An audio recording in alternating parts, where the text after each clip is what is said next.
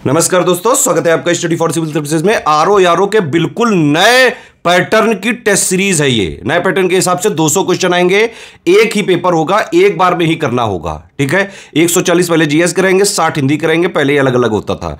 ये test series बिल्कुल latest trend pattern के हिसाब से है। ठीक है, इसको आप पूरा जो है एक बार देखें, अटेम्प्ट करें। और आरओ का जो ये वाली वैकेंसी है, इसमें 11 लाख लोगों ने जो है फॉर्म भरा है। आरओ का एग्जाम टफ हो सकता है, जैसा 11 फरवरी में पेपर आया था जो लीक हो गया था। इससे पहले आरओ 2021 का आया, अभी यूपीपीसीएस 2024 का प्री हुआ। इसका सिंपल मतलब यह है, यूपीपीएससी आयोग का सीधा सीधा मैसेज है स्टूडेंट्स के लिए, जो भी यूपीपीएससी के किसी भी एग्जाम की तैयारी कर रहे हैं, कि भाई अगर अब आपको यूपीपीएससी आयोग के कोई भी एग्जाम में सिलेक्ट होना है तो exact official syllabus plus latest and pattern के हिसाब से ही तैयारी करके सिलेक्ट हुआ जा सकता है। अभी आरओ में जितने दिन बचे हुए हैं, 27 जुलाई को पेपर है, अभी भी अगर आप सिर्फ 3 चीजें कर लें तो आराम से आरओ का कट ऑफ निकल सकता है आपका। देखिए, प्री सबसे ज्यादा टफ स्टेज है। 11 लाख लोग जो है भरे हैं, 400 समथिंग सीटें हैं भाई। ज्यादा से ज्यादा 7-8 हजार से ज्यादा लोग आरओ के प्री में नहीं सिलेक्ट हो सकते हैं ये 11 लाख में से। तो अगर आपको सिलेक्ट होना है, कट ऑफ निकालने का टारगेट रखिए। प्री में सिर्फ कट ऑफ ही निकाला जाता है बस, और कट ऑफ आराम से अभी भी निकल सकता है। 3 चीजें करनी पड़ेंगी। क्या कि आपको स्टडी फॉर सिविल सर्विसेज का सिलेक्शन मटेरियल जो दिया है हमने, उसको पढ़ डालिए, करीबन 900 पेज का है वो। ठीक है, रिकॉर्डेड वीडियोस जो दिए गए पेड ग्रुप में, उनको देख डालिए। पढ़ाई इससे करनी है आपको। और एससीएस का पेड क्विज और एससीएस की टेस्ट सीरीज से प्रैक्टिस अगर आप करें, जितने दिन बचे हुए हैं अभी, ये 3 चीजें अगर आप कर लें तो चाहे जैसा पेपर आ जाए, easy, moderate, tough, analytical, conceptual, lengthy, factual, आप आराम से हर हाल में आरओ का जो ये एग्जाम होने वाला है 27 जुलाई को, उसमें कट ऑफ क्लियर कर सकते हैं। जो पहले पेपर हुआ था 2023 का, जो 11 फरवरी को, उसमें भी अगर आप देखें, पेपर लीक भले हुआ था लेकिन पेपर बहुत अच्छा बनाया गया था, और उसमें स्टडी फॉर सिविल सर्विसेज से करीबन 160 क्वेश्चन आए थे। अभी यूपीपीसीएस 2024 का जो नए पैटर्न के हिसाब से एग्जाम हुआ है, उसमें आप देख सकते हैं स्टडी फॉर सिविल सर्विसेज के 150 में से जो है 120 क्वेश्चन आए हैं, जो कि कट ऑफ निकालने से बहुत ज्यादा है। तो आरओ के सीरियस एस्पिरेंट को इस पे ध्यान देना चाहिए। ये नए पैटर्न की टेस्ट सीरीज आप जरूर लगाएं, और अगर जो कोई पेड ग्रुप हमारा ज्वाइन कर सकता है, स्ट्रिक्टली ज्वाइन करके उसको एग्जाम तक फॉलो करें। जो नहीं भी कर सकता है, यहां पे फ्री चैनल में हम कई सारी चीजें आपको दे रहे हैं। पीवाईक्यू के पापा दे दिए, टेस्ट सीरीज यहां से चालू हो रही है। ठीक है, इसके अलावा UP budget, union budget, miscellaneous पापा सब मिलेगा आपको, जून एंड से पहले सब मिल जाएगा। यूपीपीसीएस 2025 की बिल्कुल शुरुआत से सिलेक्शन तक की तैयारी के ग्रुप हमारे चल रहे हैं। 12 अक्टूबर को एग्जाम होने वाला है। उसमें अगर आपको प्री में देखिए, चाहे आरओ चाहे पीसीएस हो, सिर्फ कट ऑफ आपको निकालना है। तो कट ऑफ अगर प्री में निकालना है, स्टडी फॉर सिविल सर्विसेज का सिलेक्शन मटेरियल से पढ़ लो, रिकॉर्डेड वीडियोस जो देंगे वो देख लेना, एससीएस पेड क्विज और टेस्ट सीरीज, इससे प्रैक्टिस कर लो। देखिए, एससीएस टेस्ट सीरीज और एससीएस पेड क्विज से अगर कोई इसी से प्रैक्टिस कर ले तो आपको करीबन 40 से 50% क्वेश्चन तो इसी से सॉल्व हो सकते हैं। ठीक है, चलो अब देखो। नमस्कार, आरओ में अब 200 क्वेश्चन आएंगे, बिल्कुल नए पैटर्न पे। जैसा पेपर आपका 27 जुलाई 2025 को आ सकता है, उसी पैटर्न पे पेपर प्रैक्टिस करने के लिए ये टेस्ट सीरीज जरूर लगाइए। कोई भी सजेशन हो, कोई भी फीडबैक हो, आप कमेंट सेक्शन में कमेंट कर सकते हैं, और अपना स्कोर जरूर से जरूर कमेंट करके बताइए। फॉलो करते रहिए study for civil services. All the very best. Hello and welcome to study for civil services. UPPSC RO re exam prelims 23-24 के लिए हमारा टेस्ट नंबर 30 होने वाला है। कुछ इंस्ट्रक्शंस आपके सामने प्रिंटेड हैं, हिंदी और इंग्लिश दोनों में। आप एक बार जरूर पढ़ेंगे और फिर टेस्ट की शुरुआत करेंगे। फर्स्ट क्वेश्चन देखिए, संगम युग के टाइम पे बढ़ई के पुत्र को, यानी कि कारपेंटर के बेटे को संबोधित करने के लिए क्या वर्ड यूज होता था? तो ये होता था आपका वदाहकी पुत्र, ये वर्ड यूज होता था। ठीक है, निषाद पुत्र होता था हंटर का बेटा, शिकारी का, और गढ़ी का होता था परफ्यूमर, मतलब कि आपका इत्र बेचने वाला। और आपका कर्षपान क्या होता था? ये एक तांबे का सिक्का था, कॉपर का कॉइन था ये, तो ये भी आप ध्यान रख सकते हैं। सेकंड, आपको सही चुनना है। कालिदास की पहले नाट्य रचना जो वंशोत्सव की खुशी मनाने से संबंधित है, आपको ये बताना है कि इसमें से कौन सी रचना है जो इससे संबंधित है। तो वो है आपकी मालविका अग्नि मित्रम, मतलब कि स्प्रिंग फेस्टिवल से ये डील करती है। थर्ड, निम्नलिखित में से किसने धर्म महाराज की उपाधि धारण की और उनकी कुछ कविताओं को गाथा सतसई में भी सम्मिलित किया गया? कौन थे वो? तो ये थे आपके सर्वसेन। इनका टाइम पीरियड आप ध्यान रख सकते हैं, 330 से 355 ईसा पूर्व था। ठीक है, तो नेक्स्ट, समुद्रगुप्त के सिक्कों पे निम्नलिखित में से कौन सी उपाधि शामिल नहीं थी, वॉज नॉट इंक्लूडेड? तो ये बताना है आपको। तो ये सारी ही उपाधियां आपको समुद्रगुप्त के सिक्के पे देखने को मिलेंगी। पराक्रम का मतलब क्या हो गया, ब्रेव, और अपरातिराथा का मतलब हो गया कि इनविंसिबल, जिसको हराया ना जा सके। इस तरीके की बातें ये अपने बारे में करते थे। फिफ्थ, चेर कवियों के अनुसार निम्नलिखित में से कौन उनके सबसे महान राजा थे जिन्हें लाल या अच्छे चेर के नाम से भी जाना जाता था, रेड या फिर गुड चेरा? इनमें से कौन से किंग थे वो? तो वो थे आपके सेंगुट्टवन। ठीक है, नेक्स्ट, कौन सा विकल्प सही सुमेलित है? करेक्टली मैच पूछ रहा है तीर्थंकर, और उनका प्रतीक यानी कि सिंबल क्या था? तो विमलनाथ का आपका था पिग, अनंतनाथ का था आपका पॉर्क्यूपाइन, शाही जिसको कहते हैं। ठीक है, और धर्मनाथ का था आपका वज्र, ये ठीक हो गया आपका आंसर। और शांतिनाथ का था आपका डियर, हिरण, ये इधर हो गया। सेवेंथ, कौन सा सही सुमेलित नहीं है, नॉट करेक्टली मैच्ड? देखिए, मैं आपको हर टेस्ट में मैंने आपको क्या बोला था, बहुत संगति सारी एक जगह लिख लो, उनके अध्यक्ष लिख लो, किस राज्य में हुई ये लिख लो, और किस राजा के टाइम पीरियड में हुई ये लिख लो। कौन सा सही नहीं है? तो पहली गलत हो गई आपकी, है ना। पहली जो थी वो अजात शत्रु के पैट्रनेज में हुई थी। ठीक है, सेकंड काल अशोक के, थर्ड अशोक के, चौथी कनिष्क के। अभी भी मैं आपसे कह रही हूँ कि एक दो प्लेसेस अभी खाली हैं, वो आप पूरी करके आप टेबल बना लो, पहले नहीं बनाया तो। निम्नलिखित में से किस पुरातात्विक ने हड़प्पा स्थल मोहनजोदाड़ो का उत्खनन नहीं किया था, ये पूछ रहा है। तो माधव स्वरूप वत्स ने नहीं किया था, राखलदास बैनर्जी ने किया 1922 में, अर्नेस्ट मैके ने किया 1927 में, मॉर्टिमर व्हीलर ने किया था 1930 में, इन्होंने नहीं किया था। नाइन्थ, निम्नलिखित में से सही चुनना है आपको। ऋग्वेद दिए हुए हैं, उनके मंडल और उसके लेखक कौन थे, राइटर कौन था, आपको करेक्ट चुनना है। देखिए जरा, तो फोर्थ मंडल के वामदेव थे, सिक्स्थ के आपके भारद्वाज थे, सेवेंथ के आपके वशिष्ठ थे। तो आपका answer all of the above हो गया। 10th देखिए, निम्नलिखित में से किस महाजनपद की वर्तमान अवस्थिति भारत में नहीं है, it is not located in India? तो गांधार नहीं है, गांधार आप जानते हैं ये अभी तक्षशिला में है ना, रावलपिंडी। 11th, सही चुनिए, राजवंश और उसके संस्थापक दिए हुए हैं। तो वर्धन डायनेस्टी के संस्थापक पुष्यभूति हैं, मैच कर लेते हैं इनको। पल्लव के आपके सिंह विष्णु हैं, कारकोट राजवंश के आपके दुर्लभ वर्धन हैं, और उत्पाल राजवंश के आपके अवंती वर्मन हैं। तो सही तो सिर्फ एक ही दिया हुआ था ना, पल्लव। 12th देखिए, सही आपको चुनना है डायनेस्टीज और उनकी राजधानी। ये भी आसान क्वेश्चन है। देखिए, तो शुंग की पाटलिपुत्र थी, कण्व की पाटलिपुत्र थी, ठीक है, सातवाहन की थी प्रतिष्ठान थी, और कुशन की थी पुरुषापुर। तो ये दोनों गलत हो गए, आंसर आपका ए हो गया।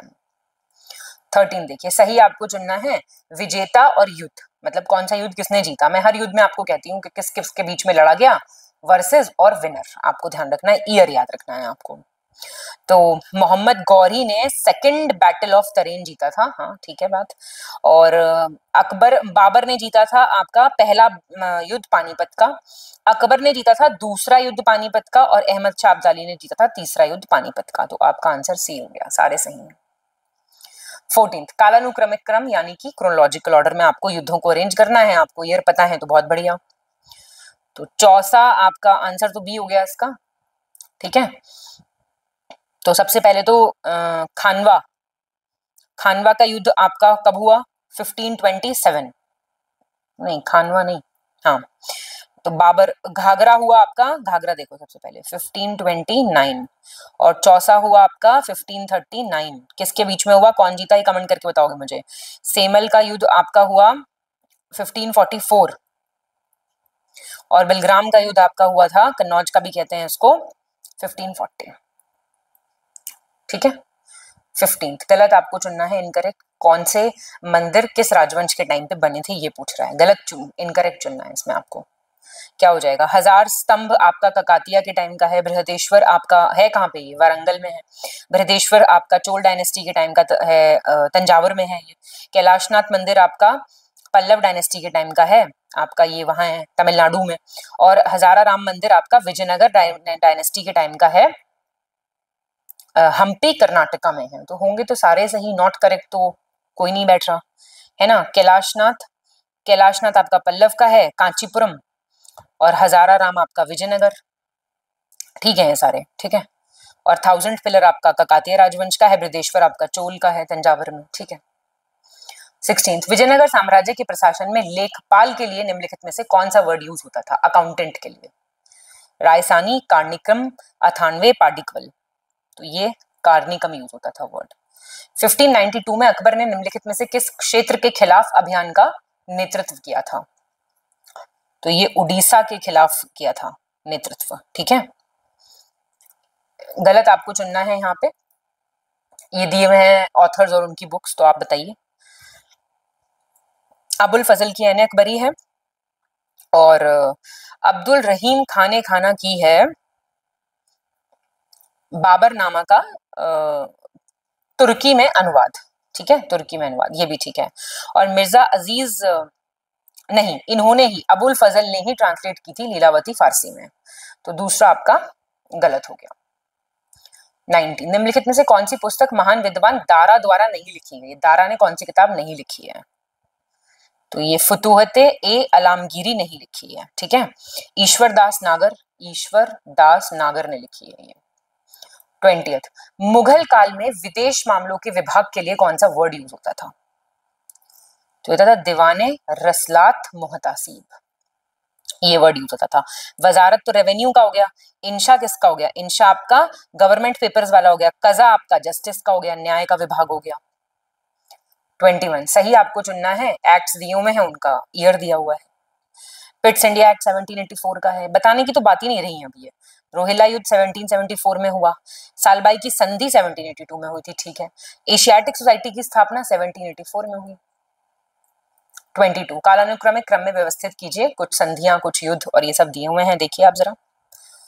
बसीन की संधि हुई 1802 में, चौथा मैसूर युद्ध हुआ 1799 में, और सहायक प्रणाली आई 1798 में, संधियाओं के साथ ट्रीटी हुई 1817 में। आंसर आपका ए हो गया। कौन सा विकल्प गवर्नर जनरल लॉर्ड हेस्टिंग्स के टाइम पीरियड से रिलेटेड नहीं है? फेवरेट क्वेश्चन है ये हर एग्जाम का।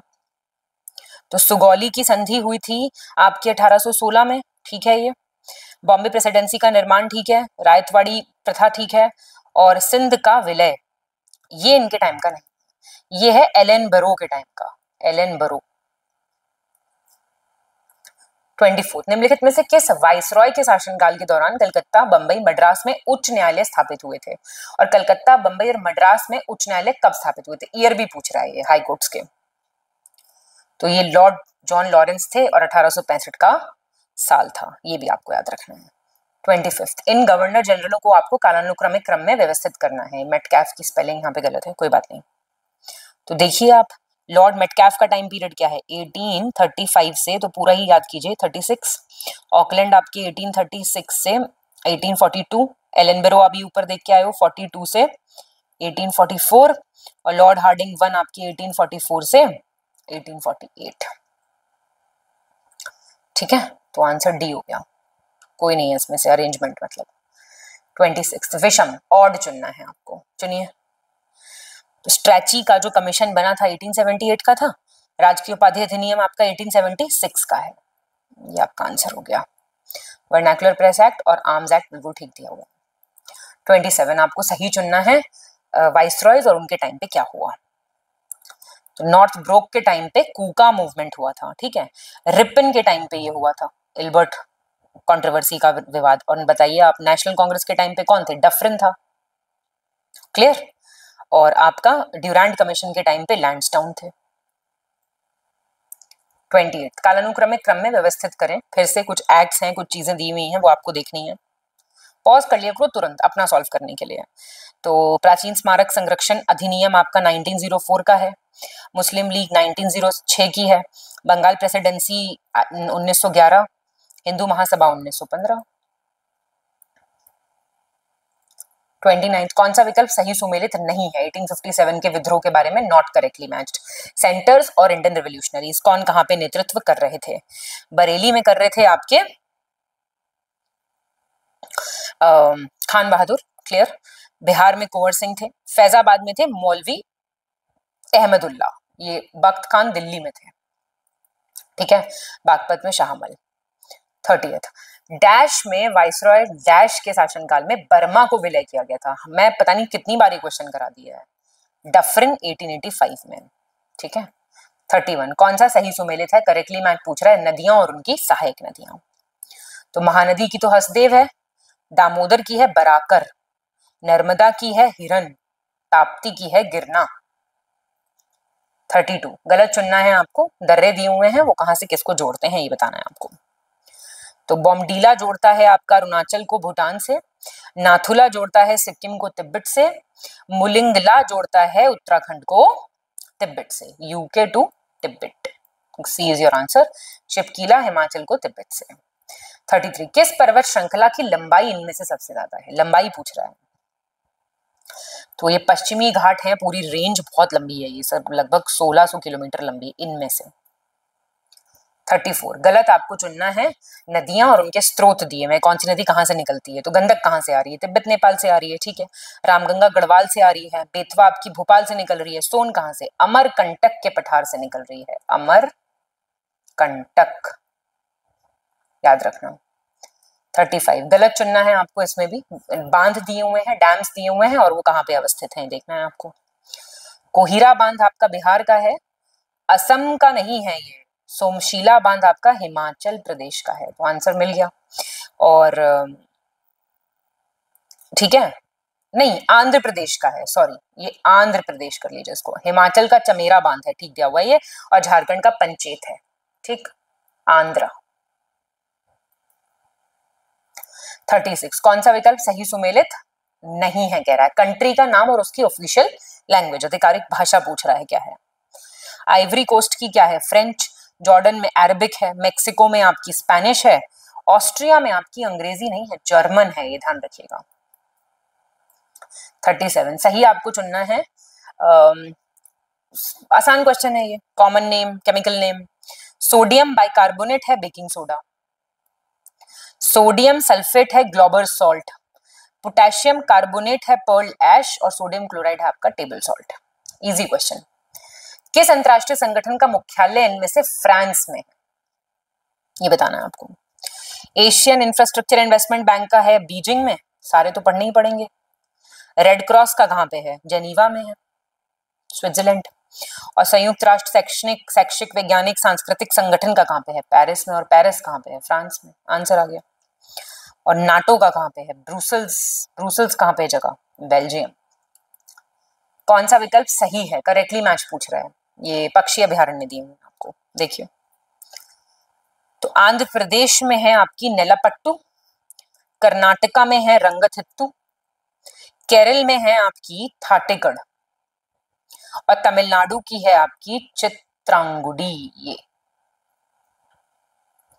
40th सही आपको चुनना है यहाँ पे।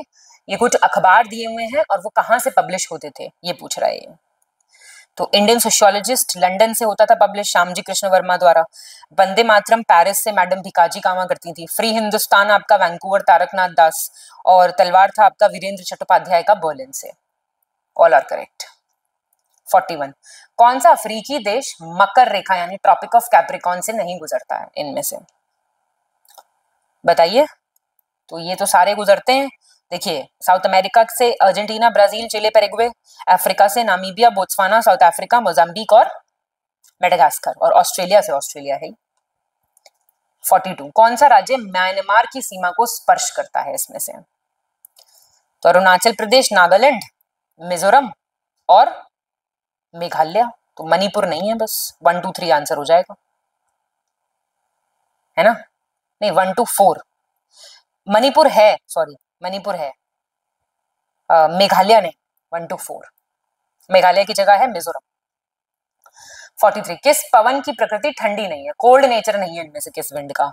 Hot winds, cold currents, hot currents, बड़े इंपॉर्टेंट टॉपिक्स हैं ये। तो सिरोको आपकी वार्म विंड है, ठीक है। सिरोको, जोंडा, लू, ये सब। बाकी ये जो है ये कोल्ड विंड्स हैं। अंतरराष्ट्रीय संग्रहालय दिवस वर्ष में के निम्नलिखित में से किस महीने में? इंटरनेशनल म्यूजियम डे कब मनाया जाता है? तो ये मनाया जाता है आपका 18 मई।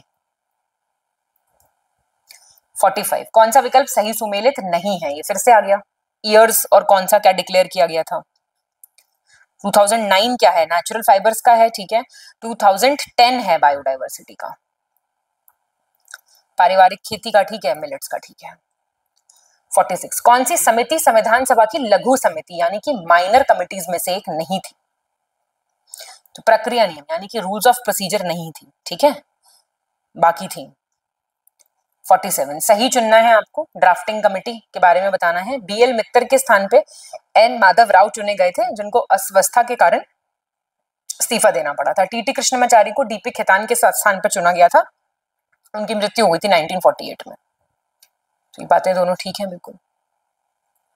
भारतीय राष्ट्रीय कांग्रेस की विशेषज्ञ समिति की स्थापना कब हुई थी? एक्सपर्ट कमेटी की। और निम्नलिखित में से कौन से भारतीय राष्ट्रीय कांग्रेस की विशेषज्ञ समिति के सदस्य नहीं थे?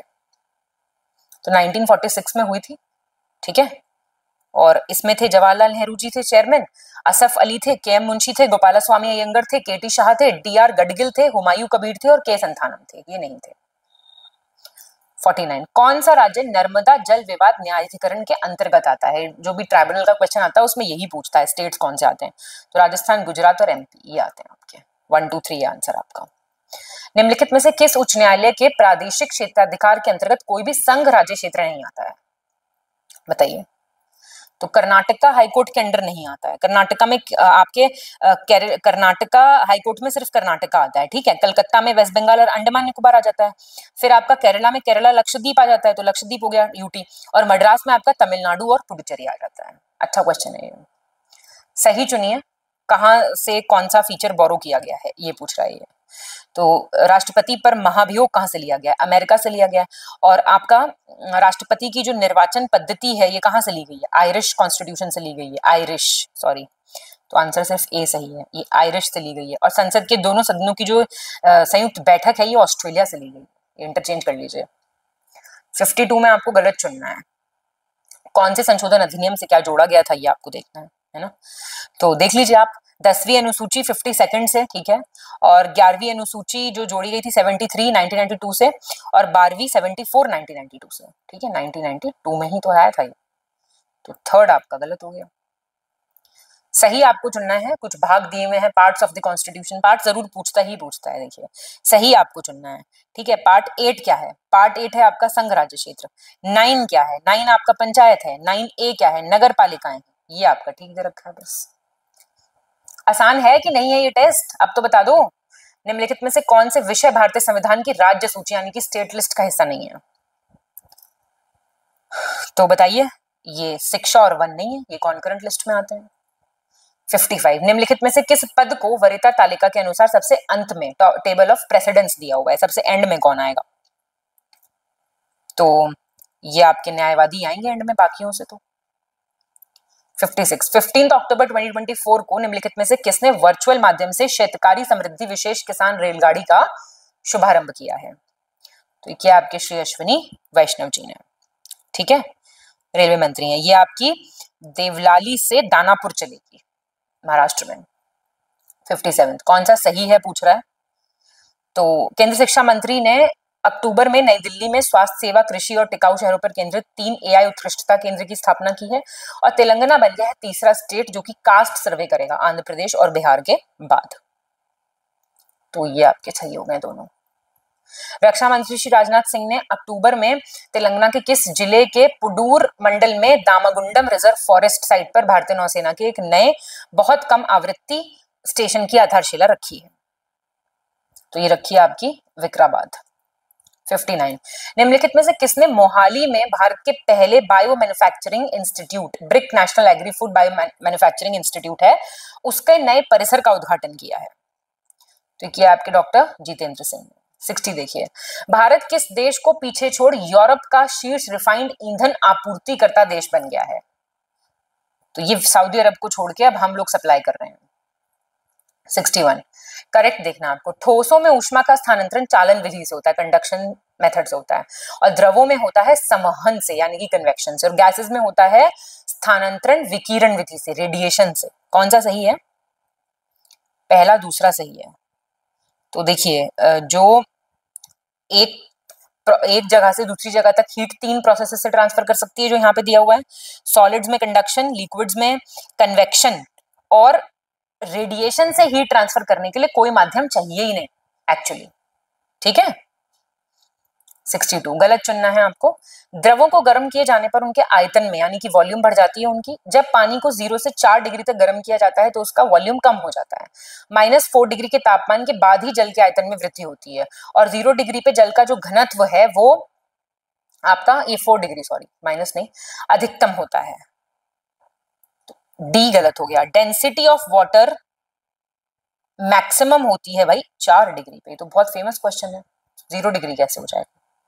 63 कौन भौतिक राशियों की इकाई समान है, इनमें से किस किस की फिजिकल क्वांटिटीज की यूनिट सेम है, ये पूछ रहा है। तो इनमें से तो किसी की नहीं होगी। प्रेशर की होती है न्यूटन पर स्क्वायर मीटर और कोणीय संवेग की किलोग्राम मीटर पर सेकंड, प्रतिबल की न्यूटन वर्ग मीटर, कार्य का न्यूटन मीटर होगी, है ना। तो इसमें से तो कोई नहीं हो जाएगा। 64 किस माध्यम में ध्वनि की चाल सबसे कम है, स्पीड ऑफ साउंड लोएस्ट किस में है। तो ऑक्सीजन में सबसे कम है, ठीक है, 316 अराउंड है इसमें। गलत चुनना है आपको। रोग और उपचार के लिए कौन सा लेंस प्रयुक्त होता है, ये पूछ रहा है ये। तो दूरदृष्टि रोग के लिए आपका उत्तल लेंस यानी कि कॉन्वेक्स यूज होता है।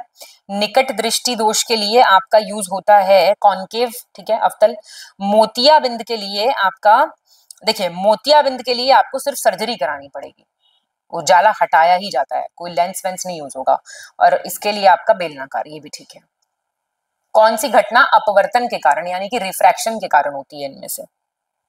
तो वास्तविक सूर्योदय से पहले सूर्य का दिखाई देना जो है आपका रिफ्रैक्शन के कारण होता है, और ये जो बाकी हैं ये TIR के कारण होते हैं, पूर्ण आंतरिक परावर्तन के कारण।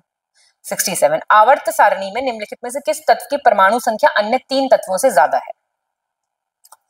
तो ऑर्गेनोसिन की ज्यादा है, ठीक है, ऑर्गेनोसिन की है 118 और निनोहियम की है 113, मॉस्कोवियम की 115, टेनेसियम की है आपकी 117। ऐसे क्वेश्चन भी आ जाएंगे, कुछ पता नहीं। 68 कौन सी अधातुएं ठोस रूप में यानी कि कौन से नॉन मेटल सॉलिड रूप में पाए जाते हैं इसमें से। तो सी हो गया आंसर 3-4। सेलेनियम और सिलिकॉन है, ठीक है, ब्रोमीन लिक्विड होता है, फ्लोरीन तो गैस होती है। 69 नीचे 5 धातुएं दी गई हैं, निम्नलिखित में से 2 सबसे कम प्रतिक्रियाशील हैं, सबसे लीस्ट रिएक्टिव हैं, बताइए कौन सी हैं वो, चुनिए उनको। तो सिल्वर और गोल्ड लीस्ट रिएक्टिव हो जाएंगे इसमें से, है ना। हाइड्रोजन फिर मतलब हाइड्रोजन सबसे ज्यादा, फिर कॉपर, फिर मरकरी, फिर सिल्वर, फिर गोल्ड। 70 कौन सा सही सुमेलित नहीं है, मेटल और उनके और दिए हुए हैं। टिन का कैसेराइट है, मैग्नीशियम मैंगनीज का होता है ये, मैग्नीशियम का नहीं, और कॉपर का एज्यूराइट होता है, आयरन का सिडराइट होता है, ठीक दिया हुआ है ये पे।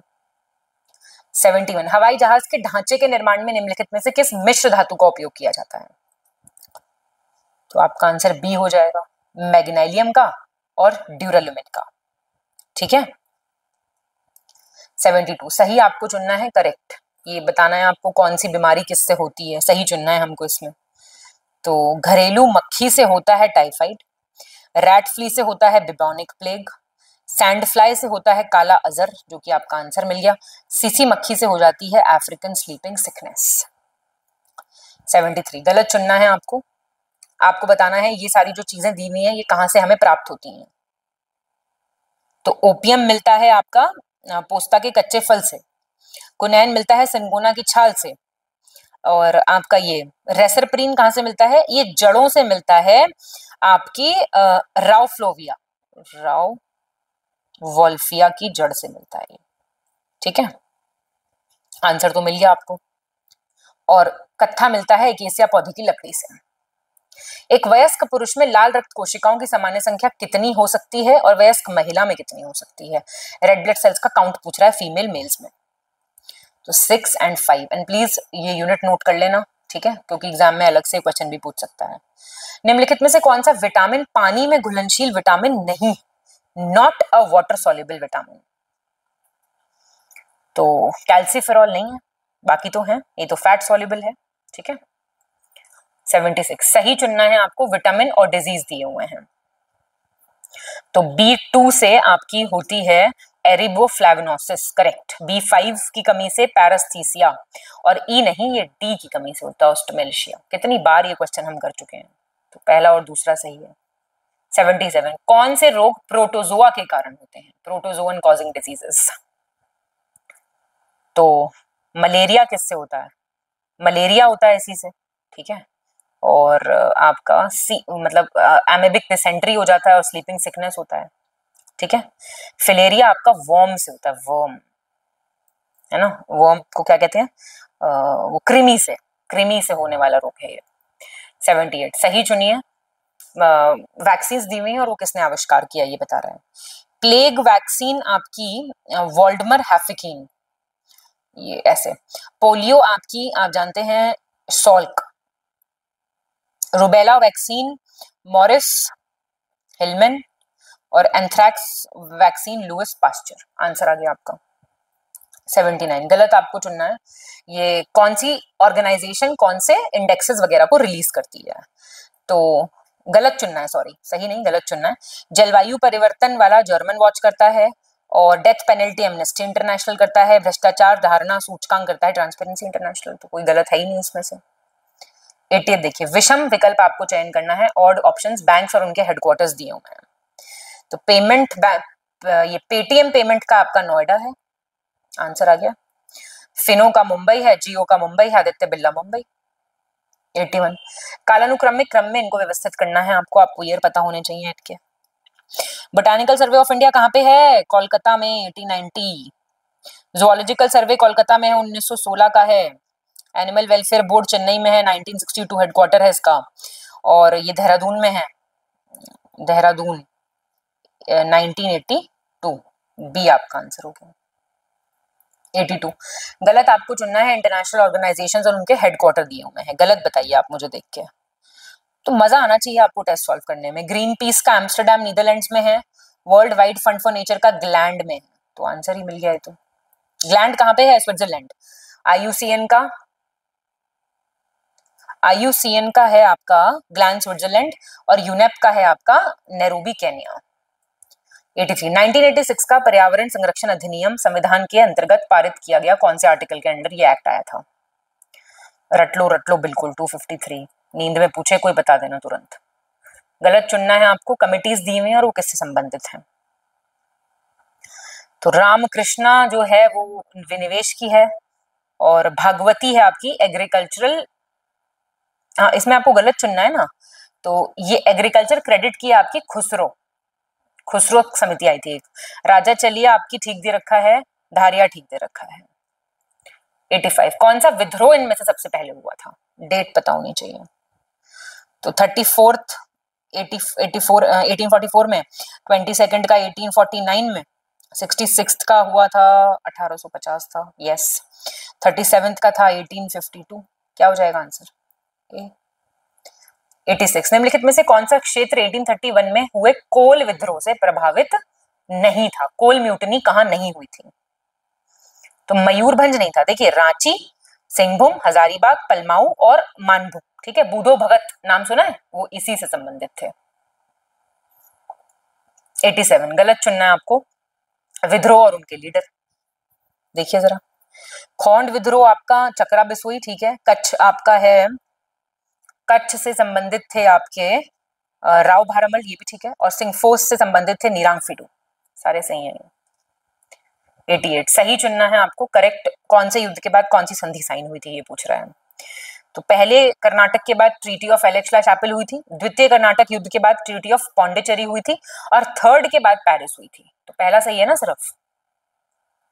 89 निम्नलिखित में से कौन सा विकल्प सही सुमेलित नहीं है? Not correctly matched. ये आपको बताना है। न्यू ईयर वगैरह दिए हुए हैं अलग अलग जगहों के, कौन सा सही सुमेलित नहीं है? तो साइजुबू चिरोबू मणिपुर का है, Manipur is your answer. Vishu आपका केरल का है, लोसार तिब्बत का है, उगादी तेलुगु का है। 90 देखेंगे, निम्नलिखित में से कौन सा त्योहार नवंबर के महीने में मनाया जाता है? Very nice question. तो वांगला मनाया जाता है आपका नवंबर के महीने में।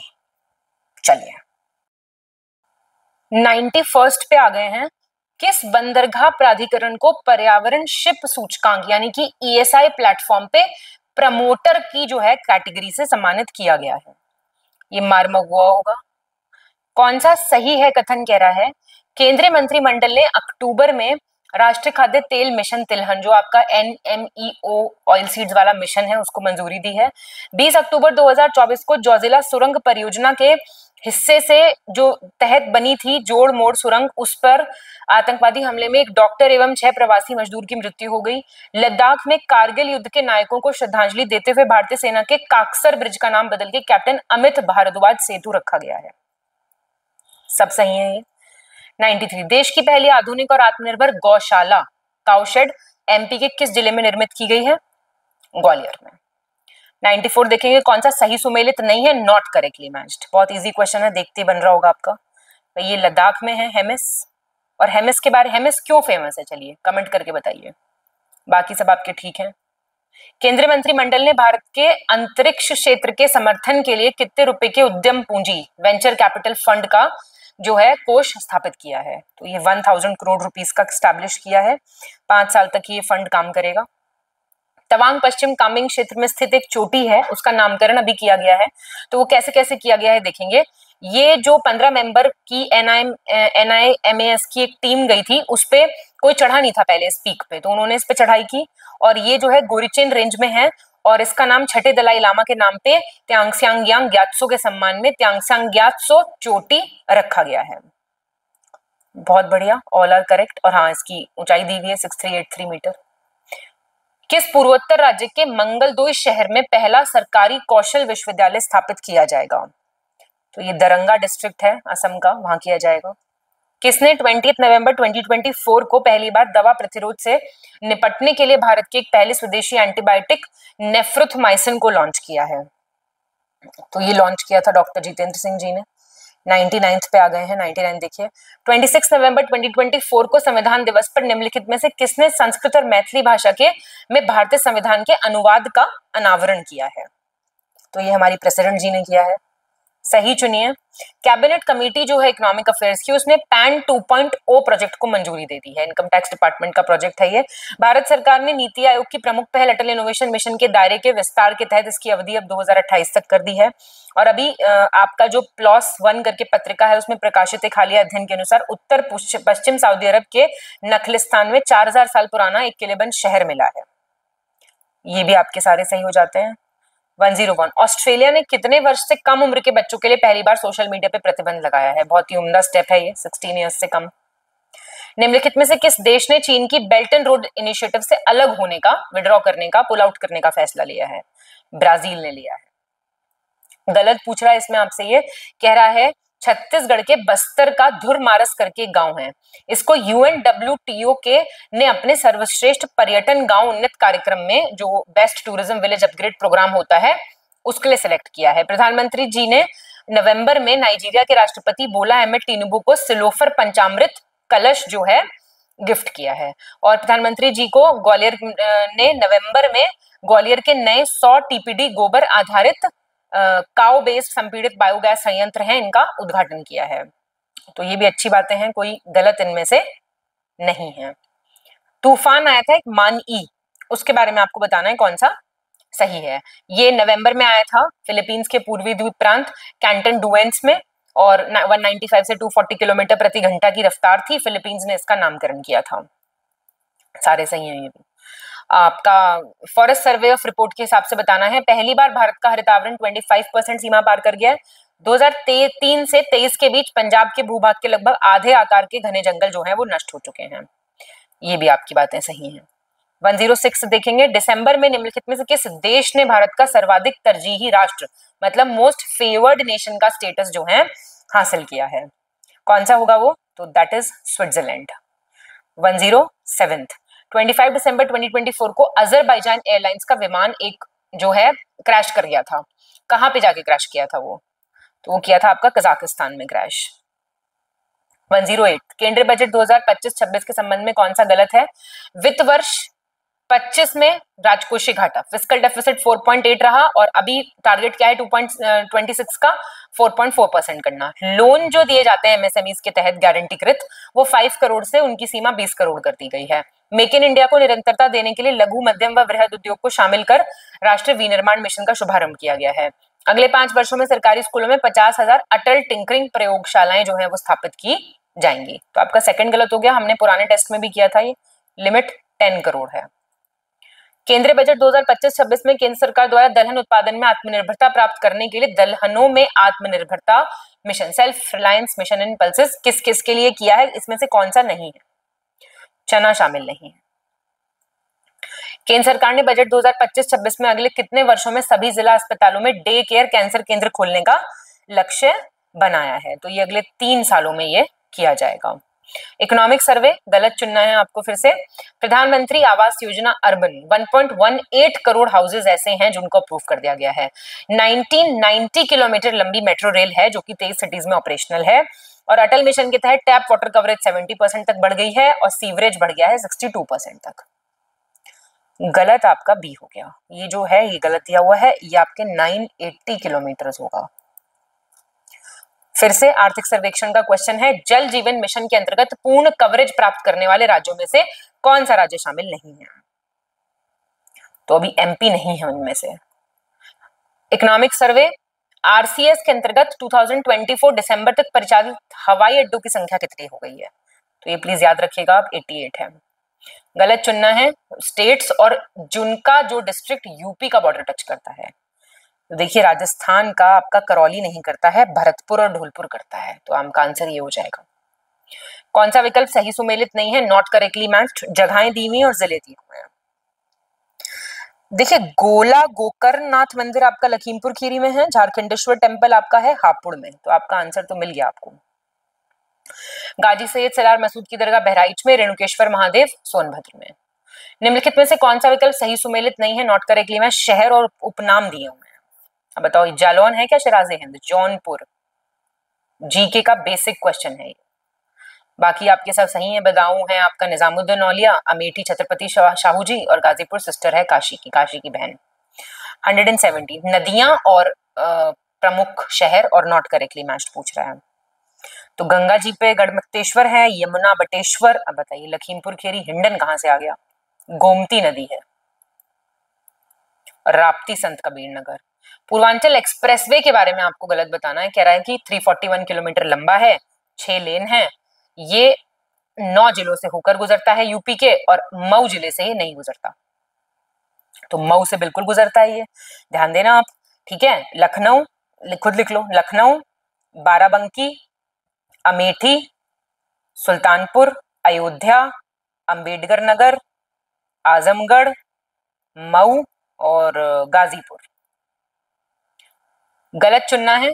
हाँ, हस्तिनापुर वाइल्ड लाइफ सेंचुरी के बारे में इनकरेक्ट बताना है। कह रहा है 1986 में इसकी स्थापना हुई, 2073 स्क्वायर किलोमीटर इसका एरिया है, 7 जिलों में ये फैला हुआ है यूपी के, और इसमें से कोई नहीं है।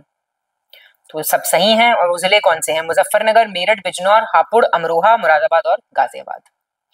कौन सा विकल्प सही सुमेलित नहीं है? मेले वगैरह दिए हुए हैं, आप देखिए जरा। श्रावण झूला कहाँ लगता है? अयोध्या में। गोविंद साहिब कहाँ लगता है? अम्बेडकर नगर में। संकट मोचन लगता है वाराणसी में। नौचंदी मेरठ लगता है हमारे मेरठ में। निम्नलिखित में से किस हाथी अभयारण्य का क्षेत्रफल सबसे कम है जो आपका ईस्ट सेंट्रल लैंडस्केप के अंतर्गत आता है? तो इसमें से सबसे कम मयूर झरना का है। पंचमढ़ी बायोस्फीयर रिजर्व एमपी के किस जिले में नहीं आता? 1999 में बना था, ये बड़ा फेमस है। डिंडौरी में नहीं आता, बाकी 3 में आता है। आर्टिकल 371G किसके तहत ये प्रोविजन है स्पेशल? तो मिजोरम के तहत है। इन तीनों का बताओ कमेंट करके, हम हर टेस्ट में कर चुके हैं। कौन सा लोक नृत्य बुंदेलखंड में नहीं आता इनमें से? तो चारकुला नहीं आता। चारकुला कहाँ का है? कर चुके हो पहले, ब्रज का। कौन सा विकल्प सही सुमेलित नहीं है? 1 डिस्ट्रिक्ट 1 प्रोडक्ट। तो फर्रुखाबाद गलत हो गया। देखिए फर्रुखाबाद का है प्रिंटिंग, टेक्सटाइल प्रिंटिंग, छपाई, उत्पाद नहीं। इतने ध्यान से पढ़नी चीजें। निम्नलिखित में से किस प्रकार की मिट्टी बुंदेलखंड में नहीं पाई जाती है? तो ये सारी पाई जाती है, इनमें से आंसर कोई नहीं है आपका। अर्धशुष्क, कावड़, राकड़ सब पाई जाती है। पाई जाती है पडवा करके। कृत्रिम झील का चयन कीजिए, आर्टिफिशियल लेक इनमें से। तो ये सारे आपके, बेलसागर झील आपकी आर्टिफिशियल है महोबा की। खादर मृदा का स्थानीय नाम, लोकल नाम क्या है खादर का? ये पूछ रहा है। तो ये रेगुर मिट्टी, कपास मिट्टी तो काली मिट्टी का है। डोमट मटियार है, लोम मटियार। 129 कौन सा सही सुमेलित नहीं है, नॉट करेक्टली मैच, रामसार और स्टेट पूछ रहा है। देखिए जरा, तो वाधवाना गुजरात में है, अष्टमुडी केरला में है, तमिलनाडु में नहीं है, हरीके पंजाब में है, होकेरा जम्मू कश्मीर में है। किस स्थल को यूनेस्को मिश्रित विश्व धरोहर स्थल मतलब कि मिक्स्ड कैटेगरी में कौन सा है इनमें से? तो कंचनजंगा है आपका, 2016 में अधिसूचित हुआ था ये आपको प्रतिबिंब वगैरह बताने हैं, इनका आंसर मैं आपको मार्क करवा रही हूँ। डी है इसका, 131 का, 131 का डी मतलब ए है आंसर, और 132 का 6 है आंसर। 133 में आपको क्या करना है, 133 में विलोम वगैरह का चयन करना है, समरसता है, हार्मनी। 134 है निब, 135 है बी, 136 है, सब सॉल्व कर सकते हैं आप आराम से पॉज करके, ए। 137 है आपका बी, फिर 138 में आपका डी हो जाएगा आंसर, 139 में आपका बी हो जाएगा, और 140 डायरेक्शन वाला है आपका नॉर्थ आंसर। ठीक है, तो आप प्लीज स्कोर बताइए अपना कमेंट करके। और अब मुझे लगता है बहुत अच्छी खासी प्रैक्टिस आप लोगों को करा दी गई है। कोई भी पेड ग्रुप आप ज्वाइन करना चाहते हैं तो इन नंबर्स पे कॉल या व्हाट्सएप कर सकते हैं। All the best. चलिए देखते हैं, यहाँ पर पहला प्रश्न ये विलोम शब्दों का है। गर्म का पर्यायवाची यहाँ पर दिया हुआ है तपित या उष्ण। ठीक है, गर्म शब्द का मतलब क्या होता है वो बताने की जरूरत नहीं है। इसका पर्यायवाची तपित भी हो सकता है, उष्ण भी हो सकता है। तो इसका विलोम पूछा जा रहा है, तो गर्म का विलोम क्या होता है, ठंडा। लेकिन यहाँ ठंडा कहीं नहीं दिया है, हाँ सर्द दिया है, तो सर्द को आप जल्दी से चुन लीजिएगा। लेकिन बाकी जो दोनों शब्द हैं उसको देखिए, अबैन और ओंगा, इनका भी मतलब होता है ठंडा। जो शीतल चीज होती है, ठंडी चीज होती है, उसको अबैन भी कहा जाता है और ओंगा भी कहा जाता है। गांव में लोग कहते हैं ओंगा भोजन परोस दिए, ओंगा खाना परोस दिए मतलब ठंडा भोजन परोस दिए। तो ये दोनों शब्द हैं और ये तीनों यहाँ पर इसके विलोम के तौर पे दिखाई दे रहे हैं, तो हम घ वाले को चुन लेते हैं। आगे चलते हैं, यहाँ देखिए कुछ और दिया हुआ है, ये विलोम युग्म दे रखे हैं, आपको गलत का चयन करना है। मतलब इसमें कुछ गलत हो सकता है या सभी गलत हो सकते हैं। घ का जो विकल्प है ना उसमें दिया है कि उपरोक्त सभी, तो देखकर बताइए। मतलब विविधा जो शब्द है इसका विलोम अभिधा होता है, ऐसा कहा जा रहा है। विबुध जो शब्द है इसका विलोम दशन होता है। प्राज्ञ का शकुंत होता है। तो आप बताएं कि इसमें से गलत कौन सा है। और प्रश्न संख्या 2 का घ हो जाएगा, इसमें जितने हैं वो सभी गलत है। विविधा का अभिधा, अभिधा मतलब क्या होता है, जो बुद्धि प्रज्ञा होती है, मतलब बुद्धि कौशल होता है, चातुर्यता होती है, उसको अभिधा कहा जाता है। अभिधा व्यंजना शक्ति, तो वो विविधा की पर्यायवाची नहीं हो सकती। विविधा मतलब जिसके अंदर विविधता हो, विविधतापूर्ण। तो ये दोनों एक दूसरे के अपोजिट नहीं है, समानार्थी भी नहीं है, दो अलग शब्द है। इसके बाद विबुध और दशन दिया है, ये दोनों समानार्थी। दोनों का तात्पर्य क्या होता है, बुद्धि से युक्त मनुष्य अर्थात बुद्धिमान। इसके बाद प्राज्ञ और शकुंत को आप देख रहे हैं, तो प्राज्ञ का मतलब होता है ज्ञानवान व्यक्ति, जिसकी प्रज्ञा शक्ति जो है वो प्रखर है। और शकुंत का मतलब होता है पक्षी। तो ये एक दूसरे के न तो विलोम है न पर्यायवाची है, तो इसमें जितना दिया है वो सभी गलत। इसके बाद नेक्स्ट क्वेश्चन नंबर 3 को देखिए, यहां दिया है विलोम युग्मों में से सही का चयन कीजिए। मतलब जितने हैं ना उन्हें आपको देखना है और उसमें से सही क्या है वो तलाशना है। तो वस्त का दिया है लोप, ध्यान से देखें, वस्त का दिया है लोप। शामनी का दिया है विसर्जन, यहां आप देख रहे हैं शामनी का दिया है विसर्जन। और उदय का दिया है अस्त। ठीक, एक तो सही मिला, एक सही मिला, लेकिन अभी घ वाला विकल्प बचा है जिसमें कहा गया कि उपरोक्त सभी। तो अब समस्या है, उपरोक्त सभी को अगर आप चुन लेंगे तो सब सही हो जाएगा। जरा ऊपर वाले को देखिए, वस्त और लोप, ये वस्तु नहीं है वस्त है। लोप मतलब होता है लुप्त हो जाना अर्थात गायब हो जाना। दो शब्द होते हैं, एक लुप्त होता है, एक विलुप्त होता है। तो विलुप्त का मतलब सदा सर्वदा के लिए लुप्त हो जाना अर्थात गायब हो जाना, और लुप्त का मतलब या लोप का तात्पर्य होता है कि कुछ समय के लिए, कुछ सीमित समय सीमा है, उसके लिए वो अंतर्ध्यान हो गया है, फिर आ जाएगा, वापस आने की संभावना अभी बची है।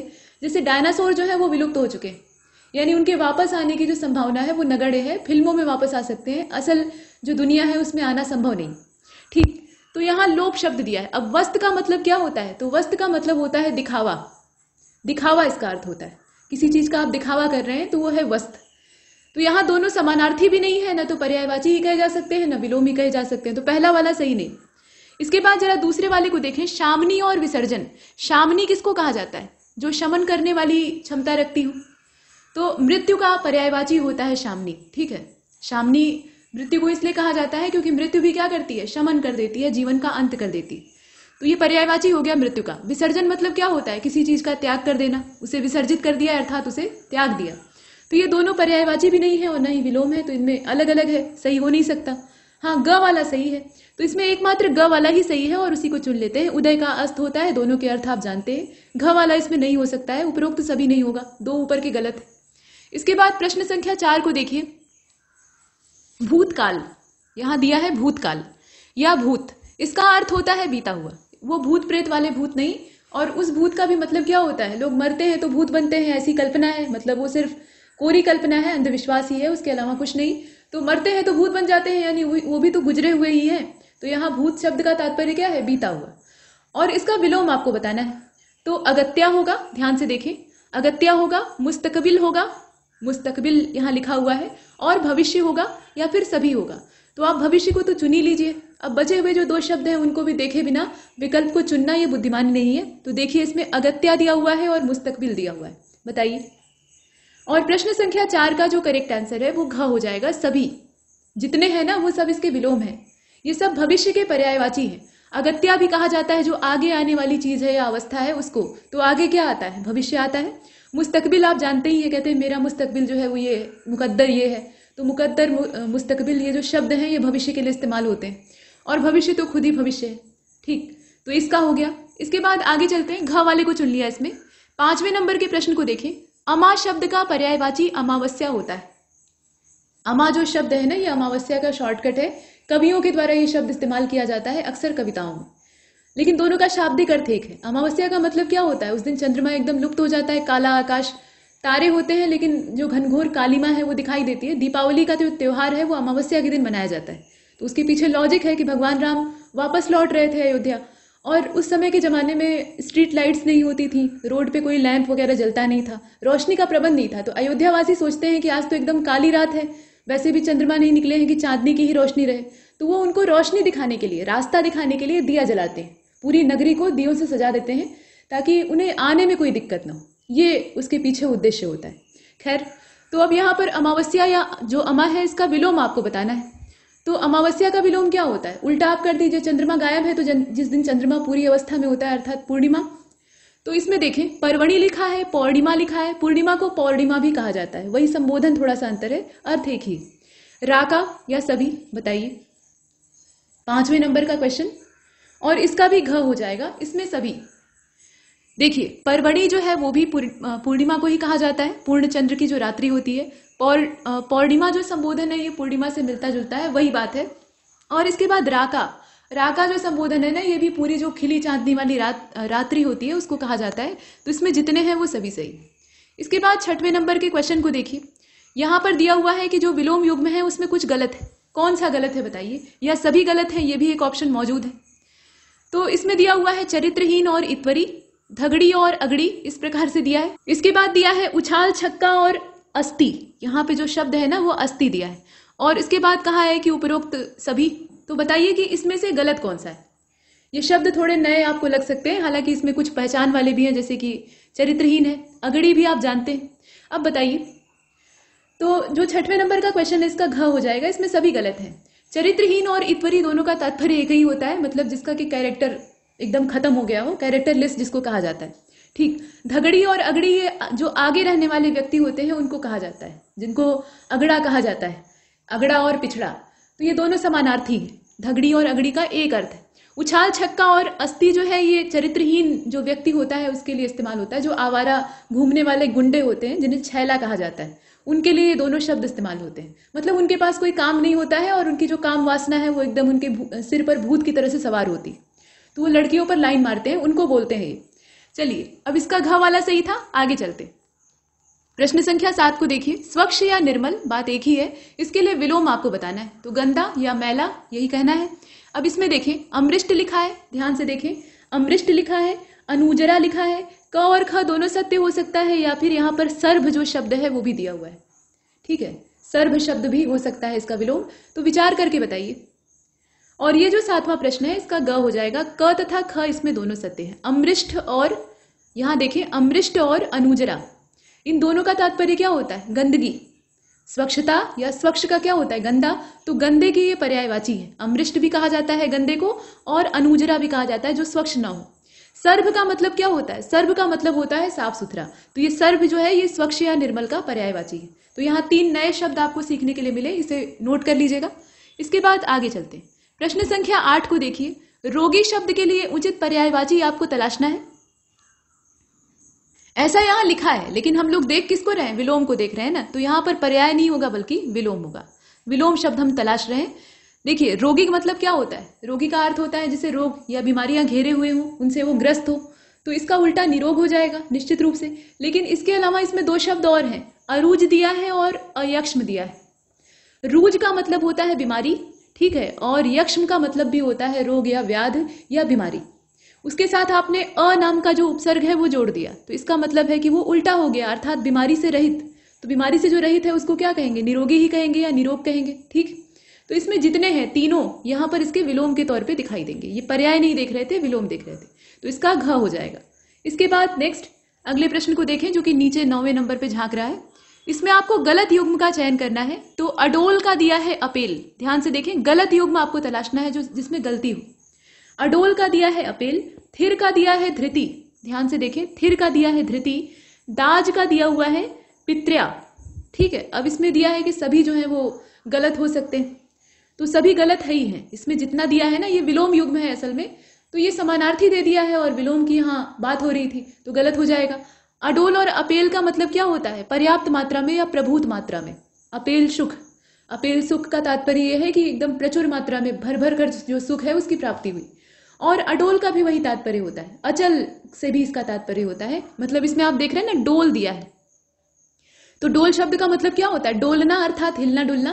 तो जो चीज हिल नहीं रही है या डुल नहीं रही है, मतलब चल नहीं रही है, उसको अडोल कहा जाएगा। उसको अचल भी कहेंगे, अपेल भी कहेंगे। और यहाँ जो सुख है वो स्थिर है, भरपूर मात्रा में तो ही है, लेकिन कैसा सुख है, स्थिर सुख है, तो उसको अपेल कहा जाता है। तो पहला वाला इसमें गलत है, समानार्थी दे दिया है। थिर और धृति को देखिए, धृति का मतलब क्या होता है, यहां देखें, धृति का शाब्दिक अर्थ होता है पृथ्वी। और क्यों पृथ्वी को धृति कहा जाता है, क्योंकि वो धारण करती है, जिसके अंदर धारण करने का, भार सहने का धैर्य है, वो धृति। और इसके बाद दिया है थिर, तो थिर और धृति एक दूसरे के समानार्थी कुछ हद तक हो सकते हैं, वो भी कुछ हद तक हो सकते हैं, लेकिन ये एक दूसरे के विलोम नहीं हो सकते। थिर का मतलब भी क्या होता है, स्थिर। ये थिर जो है ये तद्भव शब्द है, स्थिर इसका तत्सम होता है, तो जो हिले डुले ना। और धृति मतलब धैर्यवान, धारण करने वाली जो वस्तु है उसको धृति कहा जाएगा, पृथ्वी का ये पर्यायवाची। तो ये दोनों भी गलत हो गए। दाज और प्रत्या का मतलब क्या होता है, दाज मतलब होता है कंपटीशन करना, किसी के साथ प्रतिस्पर्धा करना। और पित्र्या का भी वही तात्पर्य, मतलब ईर्ष्या युक्त जो प्रतिस्पर्धा होती है उसको पित्र्या कहा जाता है।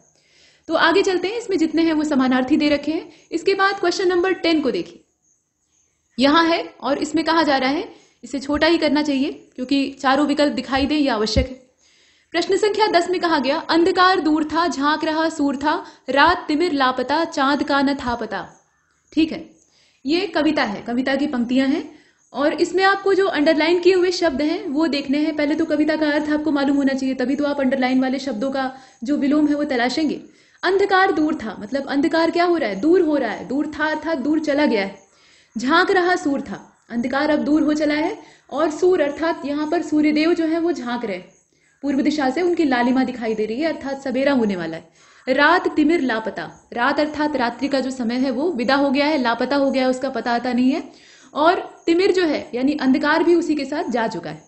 चांद का न था पता, चांद भी यहाँ से गायब हो गया, अपना बोरिया बिस्तर समेट लिया है। तो चंद्रमा कहीं जाता नहीं है, बस उसकी जो लाइट है वो वहां से खत्म हो जाती है, उसके सामने सूर्य का प्रकाश जो है वो प्रखर हो जाता है। तो ये पूरा इसमें सेंटेंस है। सेंटेंस क्या है, ये काव्य पंक्तियां हैं। आपको देखना यह है कि सूर और तिमिर ये दो शब्द है ना, इसे मिटा लीजिए पहले। सूर अर्थात सूर्य, यहाँ पर सूर का मतलब वो अंधे वाले सूर से नहीं है, हालांकि उसको भी सूर ही कहते हैं, जैसे सूरदास। यहाँ सूर जो है ये एक तद्भव शब्द है और ये सूर्य का पर्यायवाची। इसके बाद तिमिर, तिमिर ये अंधकार को कहा जाता है। तो इन दोनों का आपको विलोम देखना है। तो सूर्य का विलोम क्या होगा बताइए। इसमें अगर देखा जाए, पीछे आपने जो पिछले टेस्ट थे उन्हें हल किया होगा तो आप सूर्य का विलोम जानते होंगे। सूर्य का विलोम किरण भी हो सकता है, ठीक है। वैसे तो किसी जो संज्ञा चीज है या पुल्लिंग वस्तु है या कोई स्थिर ऑब्जेक्ट है, मतलब जो कि पहले से ही अस्तित्व में है, उसका कोई विलोम होता नहीं, लेकिन कभी कभी पूछ लिया जाता है। और इसके जितने भी ऑप्शन दिए हैं, यहां देखें असूर दिया है, सूर का विलोम क्या दिया है, असूर दिया है, और उसके बाद उजियारा दिया है तिमिर का। तो तिमिर का तो ठीक दिया है, लेकिन सूर्य का यहाँ गलत दिया है, तो ये वाला गलत हो जाएगा। उसके बाद चूंकि सूर का यहाँ जो अर्थ प्रयोग किया गया है उसी अर्थ में इसको देखेंगे, अंधे के अर्थ में नहीं देखेंगे। इसके बाद सूर का यहाँ दूसरा अर्थ दे दिया है अंधा, और तिमिर का दे दिया है रोची। तो तिमिर का तो यहाँ भी सही है, रोची मतलब प्रकाश होता है, रोशनी होती है, तो ठीक दिया है, लेकिन पहला वाला इसमें गलत है। अर्कब और मरीचि का भी वही हाल है, मरीचि को इधर होना चाहिए था असल में। मरीचि मतलब क्या होता है, रश्मि या किरण जो सूर्य से निकलती है, तो उसका अपोजिट सूर्य खुद हो जाएगा, जहां से वो निकलती है उसका स्रोत। तो इस प्रकार से ये सूर्य का विलोम है, सूर्य का विलोम उसकी जो किरणें हैं वो खुद हो जाएंगी। मरीचि और मरीचिमाली ये आपस में विलोम शब्द है, ठीक। तो ये सूर्य का विलोम हो सकता था, लेकिन इसका क्रम जरा देखिए, ये इधर होना चाहिए था और अर्कब जो है वो इधर होना चाहिए था। तो इस प्रकार से गड़बड़ हो गया है सब, और इसका घ वाला हो जाएगा, इसमें से कोई नहीं। ठीक है, आगे चलते हैं। तिमिर का विलोम क्या होता है वो आप जानते हैं, प्रकाश होता है, ज्योति हो सकता है।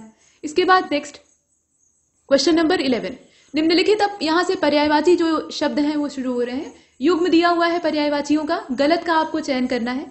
तो बेलचा का दिया है कुदाली, मतलब बेलचा का पर्यायवाची होता है कुदाली।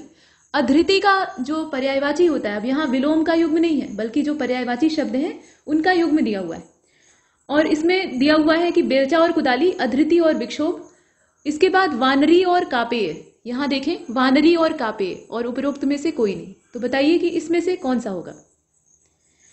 तो गलत हमें तलाशना था, और अगर हम घ वाले को चुन लेते हैं तो इसका मतलब होगा कि जितने ऊपर के हैं वो सभी सही, और इसमें जितने हैं वो सभी सही हैं, तो इसलिए हमें घ वाले को चुन लेना चाहिए। बेलचा और कुदाली दोनों का जो अर्थ है वो एक सेम होता है, बागवानी का ये उपकरण होता है, मिट्टी को खोदने के लिए इस्तेमाल होता है। और अधृति और विक्षोभ दोनों का वही तात्पर्य है। विक्षोभ का मतलब होता है डिस्टर्बेंस, मतलब व्यवधान, और अधृति का यहाँ तात्पर्य होता है, अभी धृति का मतलब आपने देखा धैर्य की अवस्था, धारण करने की अवस्था, तो उसमें आपने अ लगा दिया, इसका मतलब है कि स्थितियां वहां पे एकदम उथल पुथल मच गया है, स्थिरता वहां से गायब हो गई। तो ये दोनों एक दूसरे के पर्यायवाची हैं कहीं ना कहीं। और वानरी और कापेय दोनों का यहाँ तात्पर्य बंदरों से है, तो इसमें आप कोई दिक्कत नहीं है, चुन सकते। घ वाले को चुना। इसके बाद आगे चलते हैं, प्रश्न संख्या 12 को देखिए। आद्योत, ठीक, आद्योत का मतलब क्या होता है, प्रकाश। अब यहाँ इसका उचित अर्थ आपको बताना है।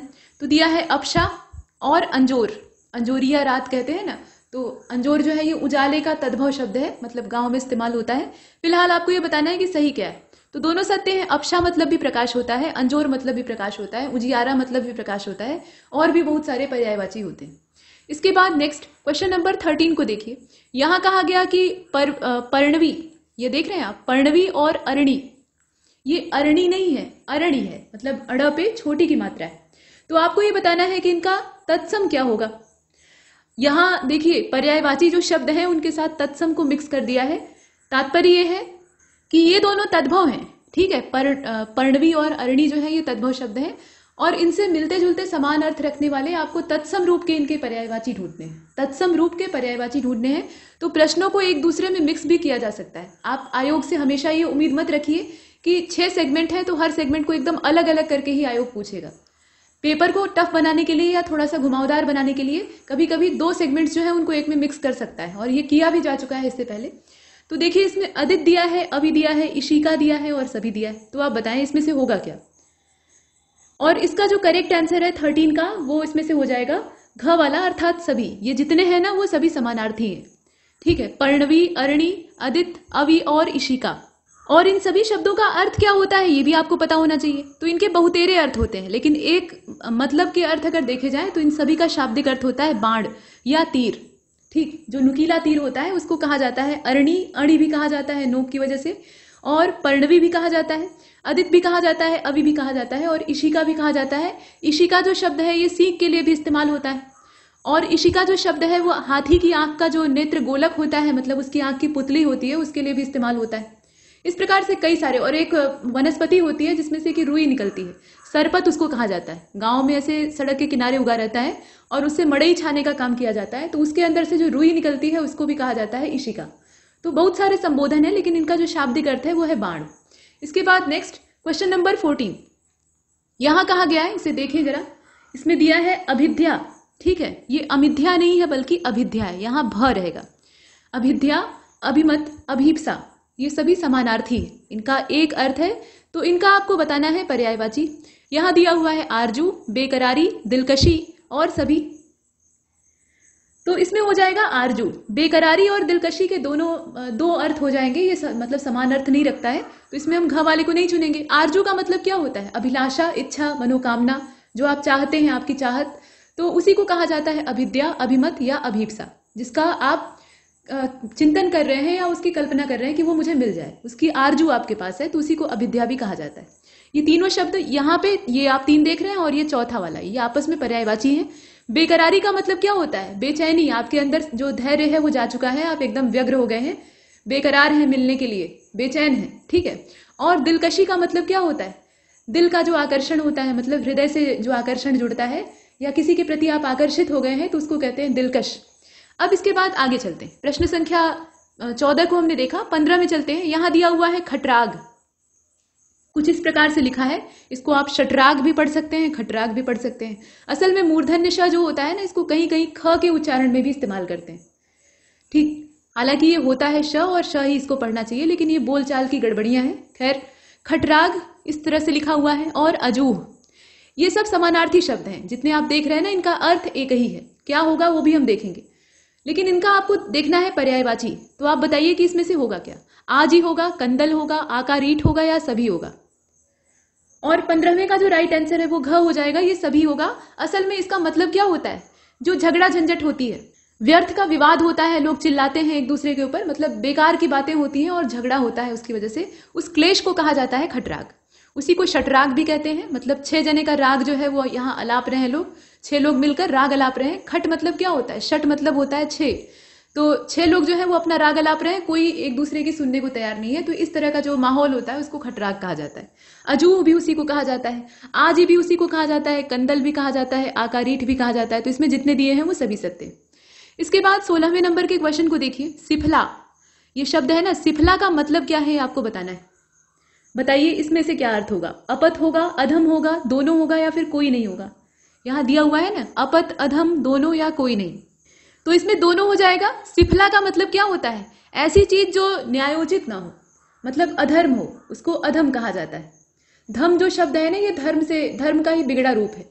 तो जिसको जो चीज करने में या जो कार्य करने में धर्म संगत चीजें ना दिखाई दे या धर्म का पालन ना हो, उसको अधम कहा जाता है, ठीक। निलज्ज शब्द से भी तात्पर्य होता है, और उसी को कहा जाता है अपत, जो कि बुरा कर्म हो, और उसी को कहा जाता है सिफला, बुरे काम को कहते हैं मोटे तौर पे। तो इसका ग हो जाएगा। इसके बाद 17वें नंबर के प्रश्न को देखिए। ऐश्वर्यशाली, ठीक, ये शब्द किसी परिचय का मोहताज नहीं है, आप अर्थ जानते हैं। तो इसका अर्थ आपको यहाँ नीचे वाले में से बताना है, अर्थात इसके पर्यायवाची इसमें से खोजने हैं। तो दिया है उतंत, ध्यान से देखें, इसमें जो संबोधन दे रखे हैं उन्हीं में से आपको चुनना होगा। तो यहाँ दिया है उतंत, इसके अलावा उग्रा दिया है, तुम्बरू दिया है और सभी दिया है। तो इसमें से आपको सेलेक्ट करना है, तो होगा क्या? और इसका घ हो जाएगा, इसमें सभी जितने हैं ना वो सभी। उतंत भी जो होता है ये ऐश्वर्यशाली का ही पर्यायवाची है, मतलब धनवान व्यक्ति को कहा जाता है। उग्रा भी उसी को कहा जाता है और तुम्बरू भी उसी को कहा जाता है। जो धन कुबेर होते हैं उनको तुम्बरू भी बोलते हैं। तो जितना है वो सभी सत्य। नेक्स्ट क्वेश्चन नंबर 18 को देखिए, पर्यायवाची वाला ही क्रम चल रहा है। यहां दिया है ताबेदार और खादिम, 2 शब्द है ना। अब ये समानार्थी शब्द है, इनका अर्थ एक ही है, तो आपको इनका पर्यायवाची ढूंढना है। यहां दिया है टहलुआ, नफर, चाकर, सभी सत्य हैं। बताइए इसमें से होगा क्या? लेकिन उसके लिए आवश्यक ये है कि आपको ताबेदार या खादिम का सही अर्थ पता हो। इसका मतलब होता है नौकर, जो दास होते हैं ना, भृत्य जिन्हें कहा जाता है। नौकरों की भी बहुत सारी कैटेगरी होती है। एक राजकीय कार्य वाले यानी ऑफिशियल जो प्यून होते हैं उनको कहा जाता है, मतलब अंग्रेजी में, और ऐसे वो चपरासी होते हैं, तो उनका काम एक कार्यालय विशेष का होता है, वहीं तक वो सीमित होते हैं। और एक ऐसे नौकर होते हैं ना जो किसी महान व्यक्ति जिसके कि वो दास हैं, उसके आगे पीछे हमेशा घूमते रहते हैं, मतलब उसको पंखा झलेंगे, उसको खाना देंगे, उसकी हर जरूरत का ख्याल रखेंगे। वो कहीं से आएगा तो उसका जूता उतार कर अलग जगह रखेंगे। इस प्रकार की जो चाकरी करते हैं उनको टहलुआ कहा जाता है।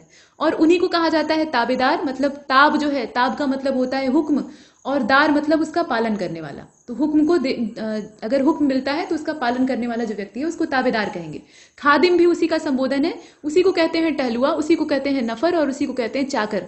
हम कहते हैं ना कि चाकरी नहीं करनी, किसी की चाकरी नहीं करनी है, हमें अपनी मर्जी का मालिक रहना है, तो वो बात। तो यहां पर घ वाला सत्य है, ठीक है। और सभी नौकरी की तलाश कर रहे हैं तो वो कहीं ना कहीं किसी के नौकर ही बनेंगे। नेक्स्ट क्वेश्चन नंबर 19 को देखिए। यहां पर दिया हुआ है कि निम्नलिखित जो पर्याय युग्म है इनमें से विषम का चुनाव कीजिए। अर्थात 3 जो है वो एक दूसरे से समान अर्थ रखते हैं, एक उसमें से विषम है यानी वो दूसरा अर्थ रखता है, वही आपको तलाशना है। मतलब वो पर्यायवाची है ही नहीं, वो एक अलग शब्द है। तो कौन सा है बताइए। 19वें में दिया है आशय, ध्येय, निमित्त और प्रातव्य। हालांकि मिलते जुलते शब्द हैं और काफी करीब भी हैं, लेकिन समान अर्थ इसमें से 3 ही का है, किसी एक का नहीं। और 19वें में अगर देखें आप तो इसका जो करेक्ट आंसर है वो घ हो जाएगा। प्रातव्य अलग चीज है।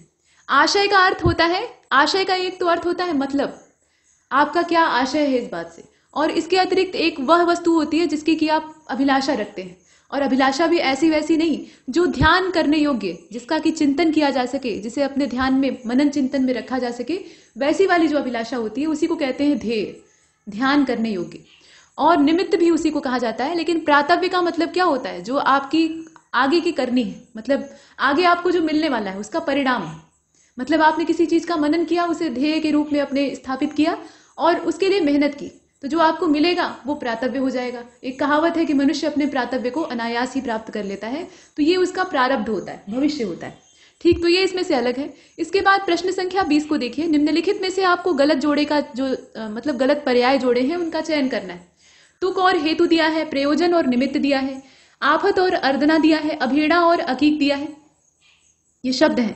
अभेड़ा का मतलब क्या होता है, खुराफाती, जो कि कभी चैन से ना बैठे, उसके दिमाग में 20 तरह की शरारतें घूम रही। अब बताइए, तुक और हेतु दिया है, प्रयोजन और निमित्त दिया है, आफत और अर्दना दिया है, अभेड़ा और अकीक दिया है। बताइए, तो जो 20वां है ना, इसका राइट आंसर घ हो जाएगा। अभेड़ा और अकीक ये दोनों जो है ये विलोम है, न कि पर्यायवाची। अभेड़ा मतलब होता है खुराफाती और अकीक मतलब होता है सज्जन पुरुष या सीधा साधा सभ्य जो व्यक्ति होता है, शालीन होता है, उसको कहा जाता है अकीक। तो ये वाला इसमें गलत है और बाकी जितने हैं वो सही हैं। तुक और हेतु जो है ये एक दूसरे के पर्यायवाची हैं।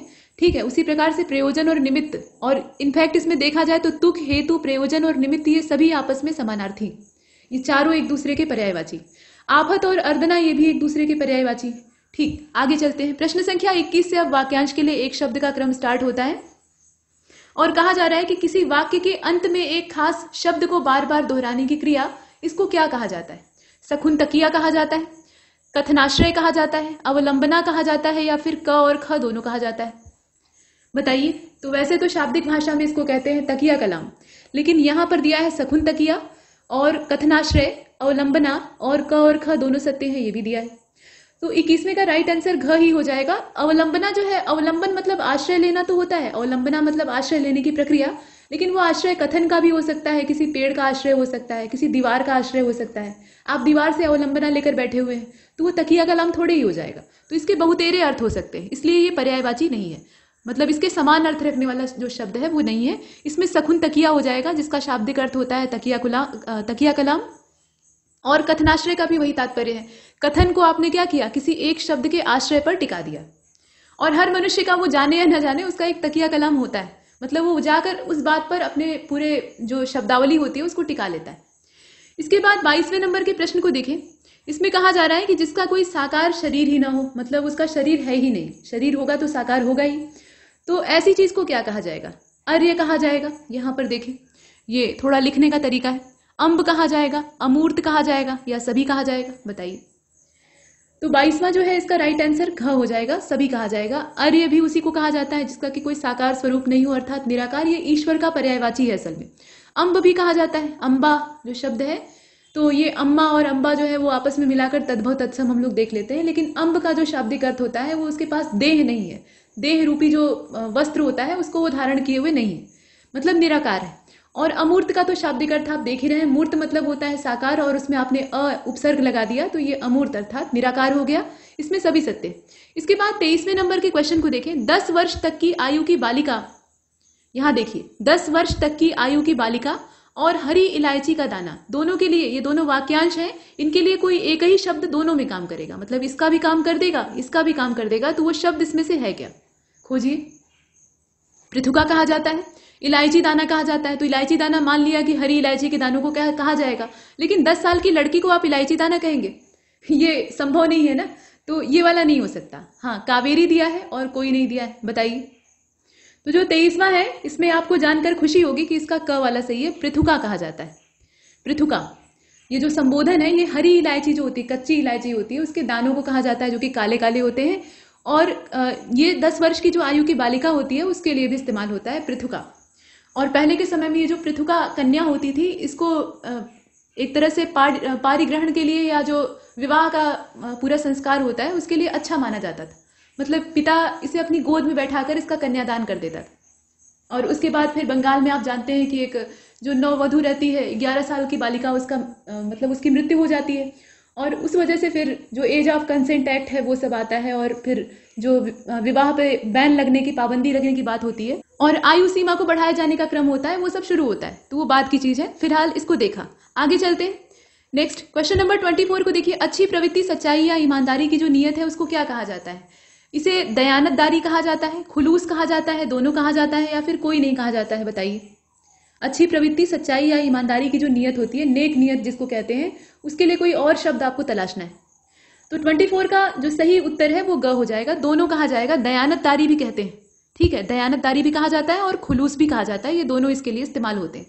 इसके बाद नेक्स्ट क्वेश्चन नंबर 25, बिना मतलब की चीज या बात को एक शब्द में क्या कहेंगे?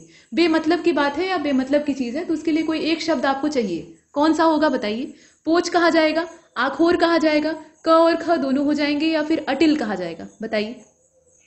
तो 25वां जो है ना, इसका राइट आंसर इसमें से हो जाएगा ग वाला, क तथा ख दोनों कहा जाएगा। पोच मतलब होता है निकृष्ट चीज। अब वो बात भी हो सकती है और कोई चीज भी हो सकती है, तो बिना मतलब की है तभी तो निकृष्ट है, उसका कोई काम काज नहीं। और आखोर भी उसको कहा जाता है, तो ग वाला सत्य है। अटिल का अगर देखा जाए तो ये अटल का तद्भव है। अटल जो शब्द है वो तत्सम है और इसका अटिल जो है वो तद्भव है। इसके बाद नेक्स्ट क्वेश्चन नंबर 26, वन में रहने वाला छुट्टा जानवर जो कि किसी के अंकुश या लगाम में न रहता हो, वो पालतू बनने का अभ्यस्त ही नहीं है, जंगली है, तो उसको क्या कहा जाएगा? बनैला कहा जाएगा, बनवासी कहा जाएगा, वनीला कहा जाएगा, वनीला आइसक्रीम थोड़ी ही है, और कोई नहीं, इसमें से कुछ नहीं होगा, ये भी हो सकता है।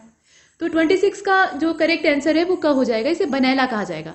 वन में रहने वाला बनैला मतलब वो वन में रहने का ही आदती है। वनवासी उसको कहा जाएगा जो वन में निवास कर रहे हैं, अर्थात सभ्य जाति के एनिमल्स हैं, मतलब इसमें आप मनुष्य को देखते हैं, वो बस्तियां बसा कर रहता है, तो उसको वनवासी आप कह सकते हैं, लेकिन पशु की अगर बात आएगी तो आप बनैला कहेंगे।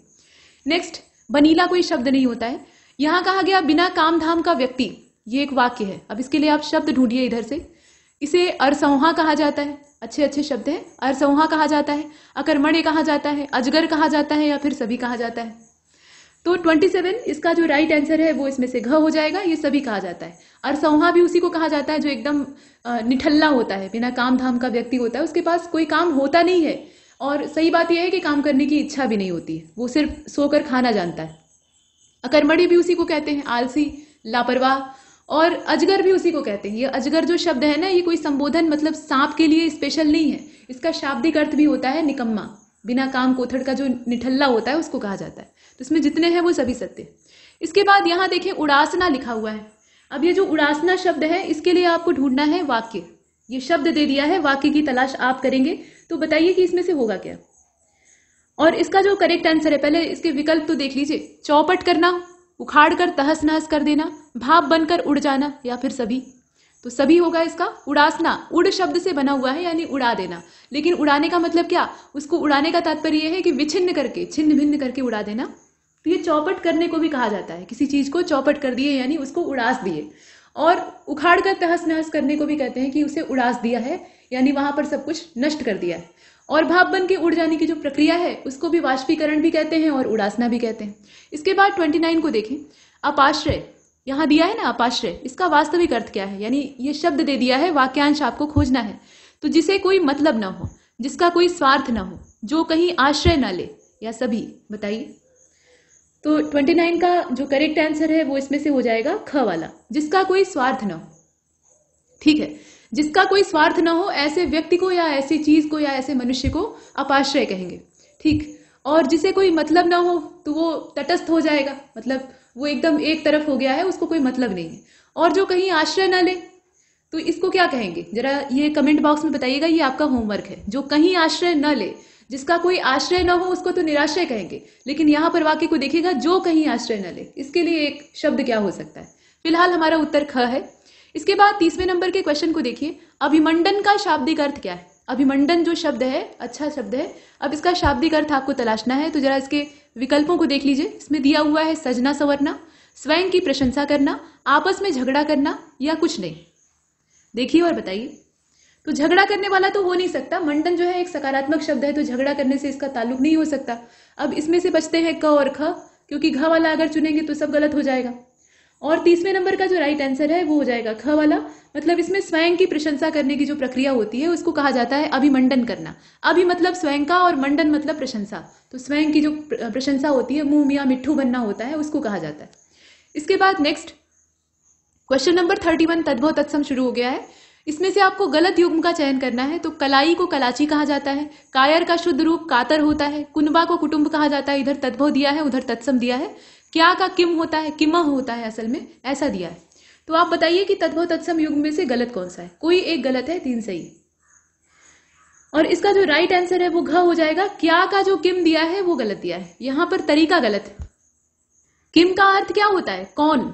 ये संस्कृत का शब्द है और संस्कृत में ये सर्वनाम शब्द है, ठीक, और इसका शाब्दिक अर्थ होता है कौन।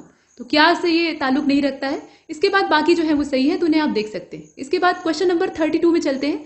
अधिष्ठाता एक तद्भव शब्द है, ठीक है, और इसका तत्सम आपको बताना है। अधिष्ठाता एक तद्भव शब्द है, देखकर नहीं लग रहा है कि तद्भव है, लेकिन ये है तद्भव, या इसको आप अर्ध तत्सम भी कह सकते हैं क्योंकि इसमें कुछ तत्सम शब्द भी जुड़े हुए हैं। खैर, तो इसका तत्सम आपको बताना है। अधिष्ठातन होगा, अधिष्ठात्री होगा, अवगाह होगा, या फिर इसमें से कुछ नहीं होगा।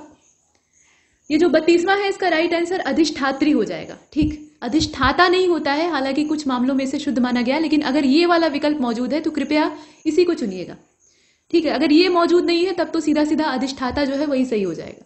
इसके बाद आगे चलते हैं। क्वेश्चन नंबर 33 को देखिए, यहां लिखा हुआ है अलक्त, ठीक है, अलक्त तक असल में लिखा है, और यहां पर क के साथ हलंत होना चाहिए था, ये इस प्रकार से होना चाहिए था। अब ये शब्द है, इसका तत्सम क्या होगा ये आपको बताना है। तो तत्सम यहाँ ये खुद ही है, इतना टेढ़ा शब्द है तो ये निश्चित रूप से तद्भव तो होगा नहीं, तत्सम होगा। यहाँ होना चाहिए था तद्भव, मतलब आपको बताना है इसमें से तद्भव। तो ये अलाव का तत्सम था जिसे कि हमने अभी देखा, या अलंब का तत्सम था, या आलता का तत्सम था। आलता समझ रहे हैं किसको कहा जाता है? जो पैर में लगाने वाला रंग होता है, लाल लाल होता है, किसी मांगलिक अवसर पर महिलाएं और पुरुष दोनों ही लगवाते हैं, ऐसी परंपरा है, ठीक है। और कोई नहीं, इसमें से कुछ भी जो चीजें दी है वो सत्य नहीं। तो 33 का जो राइट आंसर है वो हो जाएगा आलता। आलता जो है उसको अलग तक भी कहा जाता है। आलता वही रंग होता है, कभी कभी बुकनी के रूप में यानी पाउडर के रूप में आता है, तो उसको घोल कर लाल बना लेते हैं, और आजकल तो सब रेडीमेड बिकता है। नेक्स्ट क्वेश्चन नंबर 34 को देखें, कौन सा तद्भव शब्द है ये आपको बताना है। तो यहाँ अंडी दिया है, अवगुण दिया है, उपमाता दिया है और अपर दिया है। तद्भव की तलाश आपको करनी है, मतलब 3 तत्सम है, कोई एक तद्भव है। तो इसमें जो उपमाता दिया है ना वो असल में तद्भव शब्द है। उपमात्री होता है, न कि उपमाता। माता जो है वो खुद ही तद्भव है, तो आराम से आप पकड़ सकते थे। अंडी, अवगुण और अपर, ये तीनों जो शब्द हैं ये तत्सम। इसके बाद नेक्स्ट क्वेश्चन नंबर 35 को देखिए, कौन सा तत्सम शब्द है। उच्चाट, उचाट, अंचन, या क और ग दोनों, बताइए। तो 35 का जो राइट आंसर है इसे पहले अच्छे से देखिए, इसका घ हो जाएगा क तथा ग दोनों। उच्चाट और अंचन ये दोनों तत्सम शब्द है, यहाँ तत्सम शब्द पूछा है ना। जबकि उचाट जो है वो यही देखिए, उच्चाट और उचाट में अगर कनेक्शन देखा जाए तो उच्चाट जो है वो तत्सम है और उचाट उसी का तद्भव है। इसका मतलब होता है उचट जाना, अर्थात किसी जगह से विरक्ति हो जाना, जैसे कहते हैं ना मन उचट गया है, तो उसको कहते हैं। और अंचन जो है ये आज को कहा जाता है। तो यहाँ हमने देखा कि घ वाला सत्य। इसके बाद नेक्स्ट क्वेश्चन नंबर 36, यहाँ देखिए गलत तद्भव तत्सम युग्मों का आपको चयन करना है। उपरोक्त का उपर्युक्त होता है, ऐसा दिया है। मतलब यहाँ देखिए ये वाला जो है ना ये तद्भव है, जैसे कि यहाँ क्रम है, और इधर वाला तत्सम है। तो उपरोक्त का उपर्युक्त, ईख का इक्षु, उघटन का उद्घटन, और उपरोक्त में से कोई नहीं। गलत की तलाश आपको करनी है, ये ध्यान दीजिएगा। इसका जो सही उत्तर है वो ग हो जाएगा। उघटन का जो उद्घटन दिया है, उघटन का उद्घाटन होता है, उद्घटन नहीं होता है। यहाँ थोड़ी सी मात्रा की गड़बड़ है और ये गलत हो गया, बाकी सभी सही। उपरोक्त का उपर्युक्त सही होता है, यानी जो ऊपर युक्त किया गया है अर्थात लिखा गया है। और ईख का इक्षु होता है, मतलब गन्ने से तात्पर्य है। यहाँ उद्घाटन का खुलासा तात्पर्य होता है ना, तो उद्घाटन यहाँ लिखना चाहिए था, उद्घटन लिखा है। तो चलिए इसका ग चुन लिया। इसके बाद 37 को देख लेते हैं, कौन सा तत्सम शब्द है ये आपको बताना है, यानी 3 तद्भव है, ऐसा इसमें हो सकता है, और बाकी जो है वो तत्सम हो जाएगा। हालांकि इसमें देखें क्या दिया है, हरितकी दिया है, विभीतकी दिया है, और त्रिफला दिया है, और सभी दिया है। अगर आप सभी को चुनते हैं तो सब तत्सम हो जाएंगे। और 37 का घ वाला ही चुनना उचित है, क्योंकि हरितकी, विभीतकी और त्रिफला ये तीनों जो है ये तत्सम शब्द है। हरितकी मतलब क्या होता है, इसका अगर तद्भव देखें तो हर्रे होता है। हर्रे एक प्रकार की औषधि होती है जो कि पेट खराब होने पर पाचन सही करने के लिए खाई जाती है। इसके अलावा कहीं घाव हो जाता है तो घाव भरने के लिए भी इस्तेमाल होती है। विभीतकी जो है इसका तद्भव रूप होता है बहेड़ा, इसको बहेड़ा कहा जाता है। ये भी आयुर्वेदिक औषधि है जो कि पाचन संबंधी रोगों को दूर करने के लिए खाई जाती है। और त्रिफला को तिरफलिया कहा जाता है तद्भव के तौर पे। असल में इसमें 3 फल मिलाए जाते हैं। कौन कौन से फल होते हैं, तो हर्रे मिलाया जाता है, ठीक है, हरितकी जो आप देख रहे हैं ना, ये मिलाया जाता है, विभीतकी यानी बहेड़ा मिलाया जाता है, और इसके अलावा आंवला मिलाया जाता है। उसका एक निश्चित अनुपात होता है 1:2:3 का, मतलब इसी अनुपात में मिलाते हैं तो ये आयुर्वेदिक एक औषधि तैयार हो जाती है जो कि काफी मूल्यवान होती है। ठीक, तो घ वाला हो जाएगा। इसके बाद 38 को देखते हैं, अहिफेन और अपठ। अहिफेन और अपठ जो है ये किस प्रकार के शब्द हैं ये आपको बताना है। तो यहाँ दिया है तत्सम, तद्भव, लेकिन उसके अलावा 2 मुसीबतें और हैं, अर्थ तत्सम और यहाँ देशज भी दे रखा है। तो आप बताएं कि इसमें से होगा क्या, ये दोनों किस वेराइटी के शब्द हैं। और इसका जो करेक्ट आंसर है वो तत्सम हो जाएगा। अहिफेन और अपठ ये दोनों जो है ये तत्सम शब्द के तौर पे देखे जा रहे हैं। तो इसका क वाला चुन ले। ये जो अहिफेन शब्द आप देख रहे हैं इसका तद्भव रूप होता है अफीम। अफीम को कहा जाता है अहिफेन। ऐसा क्यों बोलते हैं, क्योंकि वो सांप के या जो समुद्र होता है उसके फेन के जैसा दिखता है, उसका जो पोस्ता होता है उसको कहा जाता है। और अपठ ये अनपढ़ का तत्सम है, अनपढ़ यानी जो बिना पढ़ा हो, और उसी को शुद्ध रूप में कहते हैं अपठ। तो तत्सम हो गया ये। इसके बाद 39 को देखते हैं, काष्ठ पादु। इसका उचित तद्भव क्या है, ये तो तत्सम है। तो खड़ाऊ होता है, ये तो आपने बहुत बार पढ़ा होगा, इसमें ज्यादा माथापच्ची करने की आवश्यकता नहीं है। कठौती जो है वो एक लकड़ी का टब होता है। कठपाया ये चारपाई को आप कह सकते हैं, मतलब जिसके पाए काट के बने हो, और काठपद मतलब जिसके कि पैर काट के हो, बात वही है। तो इसमें खड़ाऊ होगा। इसके बाद नेक्स्ट क्वेश्चन नंबर 40 को देखिए, गलगति। गलगति एक तत्सम शब्द है, ठीक है, जिसके गले में गति हो। गल मतलब गला और गति मतलब चलायमान या जो गति है मतलब चलने की प्रक्रिया। आपको बताना यह है कि इसका तद्भव क्या है। ये गलौटी का तत्सम था, मतलब गलौटी इसका तद्भव है। गुलेल इसका तद्भव है। गौगाह इसका तद्भव है, या गिरगिट। तो गिरगिट को कहा जाता है, गिरगिट महाशय जो होते हैं, जो गार्डन लिजार्ड होती है उसको कह रहे हैं। तो गिरगिट जो होता है वो अपनी गर्दन हिलाता रहता है, रंग बदलने में माहिर होता है, प्लस अपनी गर्दन जो है वो ऐसे हिलाता रहता है। तो उसके गर्दन में जो गति होती है उसकी वजह से उसको गलगति कहा जाता है। इसके बाद अब 41 से आगे चलते हैं। तो इसमें विशेषण और विशेष्य का क्रम शुरू हो चुका है। यहाँ दिया है पूजना, ठीक है। पूजना का विशेषण क्या है ये आपको बताना है, इसे अच्छे से देखिए। और इसका यहाँ विशेषण दिया हुआ है पूज, पूजनीय। ध्यान से देखें, पूजनीय और पूजनीय और पूजा, इस प्रकार से दिया है। तो सही इसका विशेषण क्या होगा, पूजनीय होगा। पूजना से पूजनीय बना हुआ है। चलिए इसके बाद आगे चलें। क्वेश्चन नंबर 42, निम्नलिखित में से प्रविशेषण कौन सा है। प्रविशेषण कौन सा है। प्रविशेषण का मतलब क्या होता है, जो विशेषण की विशेषता बताने वाले विशेषण होते हैं उनको प्रविशेषण कहा जाता है। तो यहाँ दिया है दैनिक, दीन, काफी और मरणशील, इस प्रकार से दिया हुआ है। तो काफी, यहाँ देखें काफी जो शब्द है ना, ये किसी भी और विशेषण शब्द के पहले लगकर उसकी जो विशेषता है उसमें और वृद्धि कर देता है, तो इसको प्रविशेषण कहा जा सकता है। जैसे काफी सुंदर है, सुंदर खुद विशेषण शब्द है, उसमें आपने पहले काफी लगा दिया, अब ये क्या हो गया, प्रविशेषण हो गया। ऐसा बाकी जितने हैं वो मूल विशेषण शब्द है। इसके बाद 43 में देखते हैं। इसमें कहा गया कि निम्नलिखित में से विशेषण शब्द कौन सा है ये बताइए। तो भागना दिया है, ठीक है, भगोड़ा दिया है, यहाँ भगाड़ा लिखा हुआ है, भगोड़ा होगा, और भागा लिखा है और भगा लिखा है। बताइए कि इसमें से विशेषण कौन सा है, इसमें आपको देखना है। और इसका भगोड़ा हो जाएगा, ठीक है, भागने से बना है भगोड़ा, तो भगोड़ा जो है मतलब भागने वाला व्यक्ति, ये विशेषण।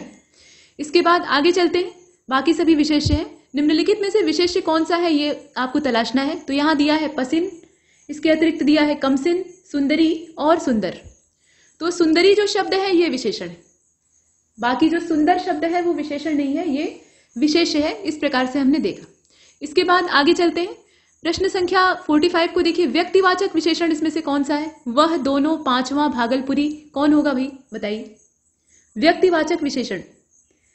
और 45 का जो राइट आंसर है वो हो जाएगा घ वाला, भागलपुरी। असल में भागलपुरी, जयपुरी, इस प्रकार से, या किसी स्थान का नाम लेकर उसके संबंधित जो चीजें कही जाती हैं, तो स्थान को यहाँ व्यक्ति की संज्ञा ही दी जाती है। मतलब भागलपुर क्या है, एक जगह का नाम है, तो उसको एक व्यक्ति सरीखा ही मान लिया गया, मतलब कर्ता माना गया, तो वो व्यक्ति हो गया व्याकरण की भाषा में, और इसलिए यहाँ पर उसको व्यक्तिवाचक मानेंगे। बाकी जितने हैं इसमें आप देखें कि ये जो है ये सार्वनामिक हो जाएगा, दोनों जो है वो संख्यावाचक है, पांचवा जो है वो भी संख्यावाचक है, ऐसे।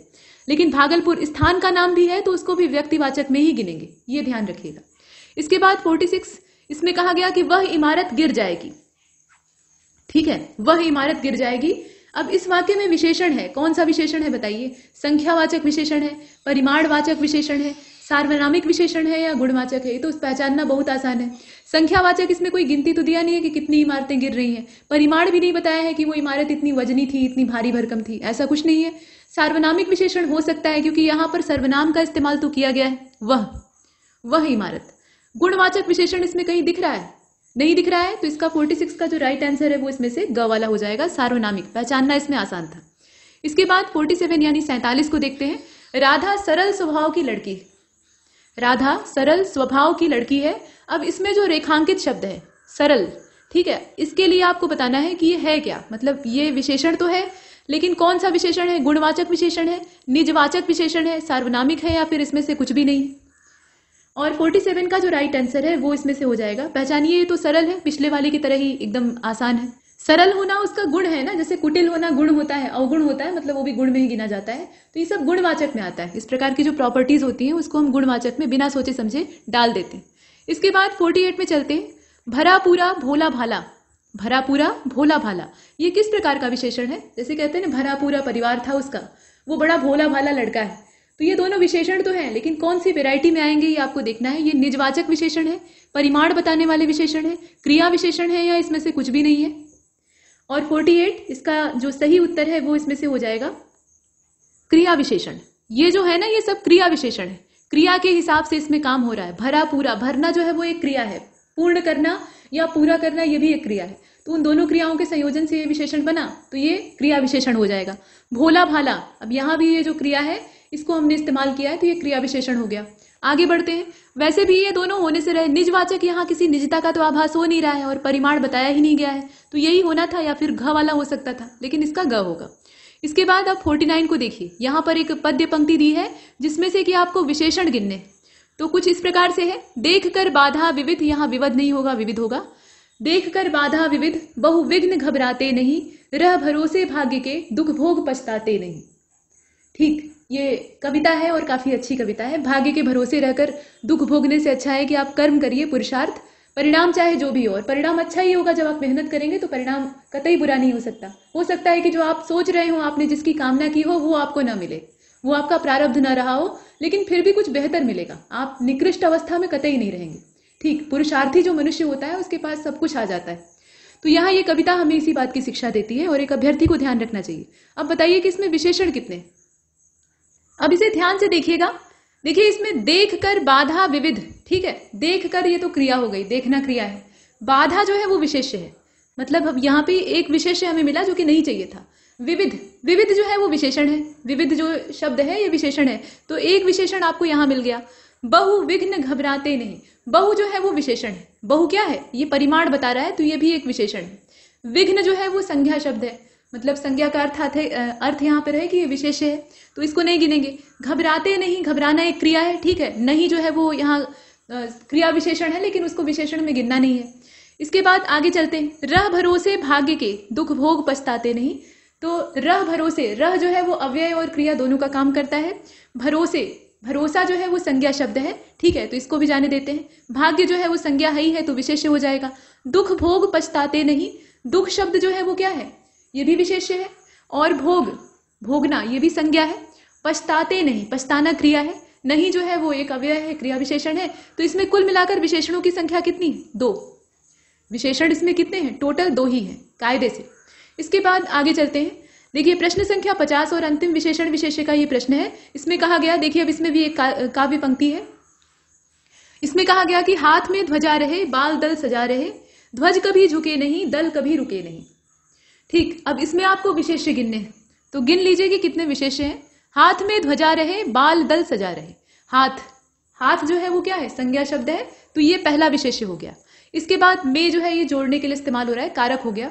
ध्वजा, ध्वजा जो है वो एक और संज्ञा मिल गई, यानी विशेष्य हो गया। फिर बाल दल, बाल जो है वो संज्ञा है और दल भी संज्ञा है, दोनों को मिला दे तो एक ही संज्ञा होगी, लेकिन अलग अलग है ना यहाँ पे, तो इनको एक एक विशेषण के विशेष्य के तौर पे गिनेंगे। सजा रहे, अब सजना क्या है? वो क्रिया है, तो उसको छोड़ देते हैं। ध्वज कभी झुके नहीं, ठीक है, ध्वज कभी झुके नहीं, दल कभी रुके नहीं, तो ध्वज जो है वो एक फिर विशेष्य मिल गया। कभी झुके नहीं, कभी जो है वो अव्यय है तो उसको छोड़ देते हैं। इसके बाद अगला वाला जो है झुके, झुके क्या है, झुकना विशेषण होता है, विशेषण और क्रिया दोनों में आता है तो उसको भी जाने देते हैं। दल कभी रुके नहीं, अब दल यहां फिर से आया तो ये भी यहां पर विशेष्य हो जाएगा, ठीक। और रुके नहीं जो है ये क्रिया है, क्रिया भी है और विशेषण के तौर पे भी रुकने को इस्तेमाल करते हैं तो उसको जाने देते हैं। यहाँ कुछ चीजें बार बार रिपीट हुई हैं तो रिपीटेड को गिना जाता है या नहीं गिना जाता है, ये आइए विकल्प में देख लेते हैं। पहले गिनते हैं इसमें है कितना। ये हो गया 1 2 3 4 5 6, 6 इसमें कहीं दिया है, नहीं दिया है, तो इसमें देख लेते हैं सभी गलत है। जितना दिया है उसमें से कोई भी ऑप्शन हमारे जो जोड़ा है हमने उससे मैच नहीं करता है। कुल मिलाकर इसमें 6 विशेष्य हो जाएंगे। इसके बाद नेक्स्ट क्वेश्चन नंबर 51, अब यहां से वर्तनी शुद्धि वाला जो क्रम है वो शुरू होता है। अंकुर, गांधी, आंसू, ये सभी वर्तनी के लिहाज से गलत है। गलती कहाँ पे है वो आपको देखना है और इसका शुद्ध रूप यानी जो शुद्ध त्रयी है वो खोजनी है। तो अंकुर में किया क्या है, यहाँ गलती कैसी है, ये चंद्रबिंदु लगा दिया है। चंद्रबिंदु यहाँ नहीं लगेगा बल्कि यहाँ पर लगेगा अनुस्वार, क्योंकि अंग का उच्चारण हम बहुत कायदे से इसमें करते हैं। अंकुर, अंकुर नहीं कहते, अंकुर कहते हैं, ठीक। तो इसके ऊपर लगेगी ऐसे बिंदी, ये वाला, तो ये हो गया। और गांधी, गांधी ऐसे नहीं लिखा जाता है, नोट पे महात्मा गांधी भले ही लिखा हो लेकिन गांधी वो गुजराती वर्णमाला में सिर्फ बिंदी ही होती है तो वो करेंगे क्या, उनके पास चंद्रबिंदु होता ही नहीं है तो वो लगाएंगे कैसे। कायदे से गांधी जो उच्चारण है इसमें गांधी नहीं कहते हैं हम लोग, गांधी कहते हैं जल्दी से। तो मुंह का सिर्फ उच्चारण होता है, नाक का हल्का स्वर होता है, तो इसमें इस प्रकार से लिखा जाता है, ये शुद्ध है, ठीक, गांधी। और आंसू ऐसे नहीं लिखते हैं बल्कि आंसू लिखते हैं, आंसू मतलब ये वाला लगता है इसमें, ये सही क्रम है। तो ये तीनों कहां पर मिल रहे हैं, ढूंढिए इसमें कौन सा होगा। देखिए 51 का जो राइट आंसर है वो इसमें से घ वाला हो जाएगा, तरीका ये वाला है। इसके बाद 52 को देखिए, 52 में कहा गया कि वर्तनी के लिहाज से कौन सा सही है, अर्थात, अनुग्रह, अर्थात या फिर षडमास, षडमास ऐसे लिखा हुआ है। तो बताइए, अर्थात इसमें सही है लेकिन कौन वाला अर्थात सही है, ये वाला सही, माफ कीजिएगा ये वाला जो अर्थात लिखा है ना, त में हलंत लगा है वो सही है। ये वाला अर्थात गलत है, अनुग्रह नहीं होता है बल्कि अनुग्रह होता है और षडमास होता है। षडमास कुछ इस प्रकार से लिखा जाता है, ये तरीका होता है। तो आगे बढ़ते हैं, इसका ग वाला था। क्वेश्चन नंबर 53 को देखिए, यहां पर कुछ लिखा है जैसे कि मूर्धन्य लिखा है, ठीक है। मूर्धन्य को लिखने का कितना बुरा तरीका है वो आप देख रहे हैं। शूलंगार लिखा है, शूरंगार लिखा है असल में। और चरमोत्कर्ष कैसे लिखा गया है उसको देखिए, मतलब म पे उड़नतूरा लगा के लिखा गया है और सभी गलत है ऐसा भी कहा गया। तो इसमें कुछ लग रहा है सही, देखकर बताइए। इसमें जितने हैं वो सभी गलत है। मूर्धन्य ऐसे नहीं लिखा जाता है, मूर्धन्य को लिखने का जो तरीका है उसमें आप इस प्रकार से लिखते हैं, ठीक है, मूर्धन्य ये लिखने का तरीका है। शूरंगार नहीं होता है बल्कि शूलंगार होता है, ठीक। और चरमोत्कर्ष ऐसे नहीं लिखा जाता है, चरम अलग लिखते हैं उस पे ओ की मात्रा लगाकर, और उसके बाद तब जो चरमोत्कर्ष का लिखने का तरीका है ये वाला है, ठीक। यहाँ पे जो उड़नतुरा है वो किसी काम का नहीं है, तो घ वाले को चुन लेते हैं। 54वें को देखते हैं। कृशांगी एक गलत शब्द है, कृशांगी जो है वो एक गलत शब्द है। होता क्या है, कृशांगी होता है, कृष अंगों वाली जो स्त्री होती है उसको कृशांगी कहा जाता है। र जो इसमें लगा है वो गलत है। अब आपको बताना ही है कि ये अशुद्धि कैसी है, मात्रात्मक अशुद्धि है, अनुस्वारगत अशुद्धि है, अनुनासिक की अशुद्धि है, या रेफ का प्रयोग इसमें गलत किया गया है, बताएं। और 54 का जो राइट आंसर है वो इसमें से हो जाएगा घ वाला, रेफ का प्रयोग इसमें गलत किया गया है। ये जो रेफ लगा है ना यहाँ पे, उसी की गलती। यहाँ री का चिन्ह मतलब री की मात्रा होनी चाहिए थी, ये कुछ इस प्रकार से लिखा जाना चाहिए था, कृशांगी, तो जाकर सही होता। तो चलिए आगे चलते हैं, घ वाले को चुन लिया। इसके बाद नेक्स्ट क्वेश्चन नंबर 55, बेफिजूल, सानंद पूर्वक, तदोपरांत, ये जो शब्द है ना ये त्रुटिपूर्ण है। अब ये गलत कहां पर है, मतलब इसमें कौन सी गलती है ये आपको बतानी है। तो प्रत्यय का गलत इस्तेमाल किया गया है, रेफ उचित तरीके से नहीं लगाया गया है, मतलब री की जगह पे समुद्री र लगा दिया गया है। क्या लगाया गया है वो आपको देखना है, या उपसर्ग इसमें गलत लगाया गया है, या सभी गलत है, बताइए। तो 55 का राइट आंसर ग हो जाएगा, उपसर्ग का गलत इस्तेमाल किया गया है। मतलब जो शब्द है उसमें आपने जो उपसर्ग लगाया है वो उचित नहीं है, कायदे का नहीं है। जैसे फिजूल का मतलब वैसे ही पर्याप्त था, फिजूल मतलब बेकार, उसमें आपने बे उपसर्ग लगा दिया, जैसे बेकार में आप लगाते हैं कार मतलब काम का, उसमें आप बे लगा दिए यानी बेकार हो गया। वैसे ही आपने फिजूल में भी वही समझकर जोड़ दिया तो ये गलत हो गया। फिजूल अपना अर्थ खुद ही बता देता है, उसमें बे लगाने की जरूरत नहीं थी, तो ये अनावश्यक है। सानंद पूर्वक, सा लगाने की आवश्यकता ही नहीं थी, यहाँ आनंद पूर्वक लिखते तो भी काम हो जाता, वही बात है। और तदोपरांत, तदुपरांत होता है, यहाँ गलत उपसर्ग का इस्तेमाल किया गया, तदो नहीं होगा बल्कि तदु होगा। चलिए, तो इसमें जो उपसर्ग का गलत प्रयोग किया गया है उसे हमने देखा। 56 को देखिए, राकेश कुत्ते को पीटा। राकेश कुत्ते को पीटा, तो ये बहुत गलत बात है। कुत्ते जो हैं ये बहुत अच्छे जीव होते हैं, इन्हें पीटना नहीं चाहिए। अब बताइए कि इसमें त्रुटि कैसी, कारक दोष है, विभक्ति दोष है, उपसर्ग दोष है या वाक्य शुद्ध है? बताइए। वाक्य शुद्ध तो नहीं है और उपसर्ग इसमें कहीं लगा नहीं है, तो वो दोष होने से रहा। बचता है कारक का दोष और विभक्ति का दोष। तो क और ख में से होगा क्या?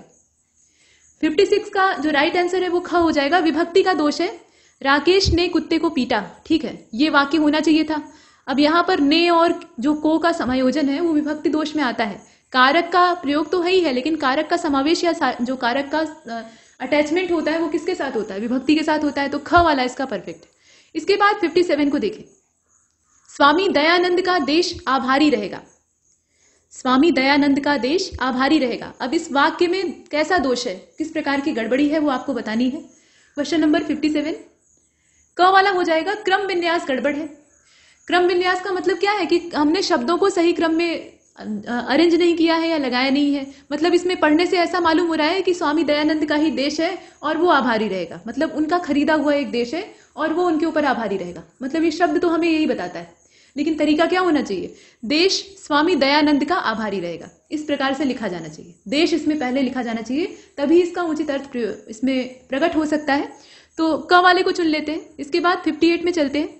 शुद्ध वाक्य कौन सा है जरा बताएं। कापियां किसकी हैं? यहां देखें, कापियां किसकी हैं? प्रयुक्त पंक्तियां भाभी से ली गई।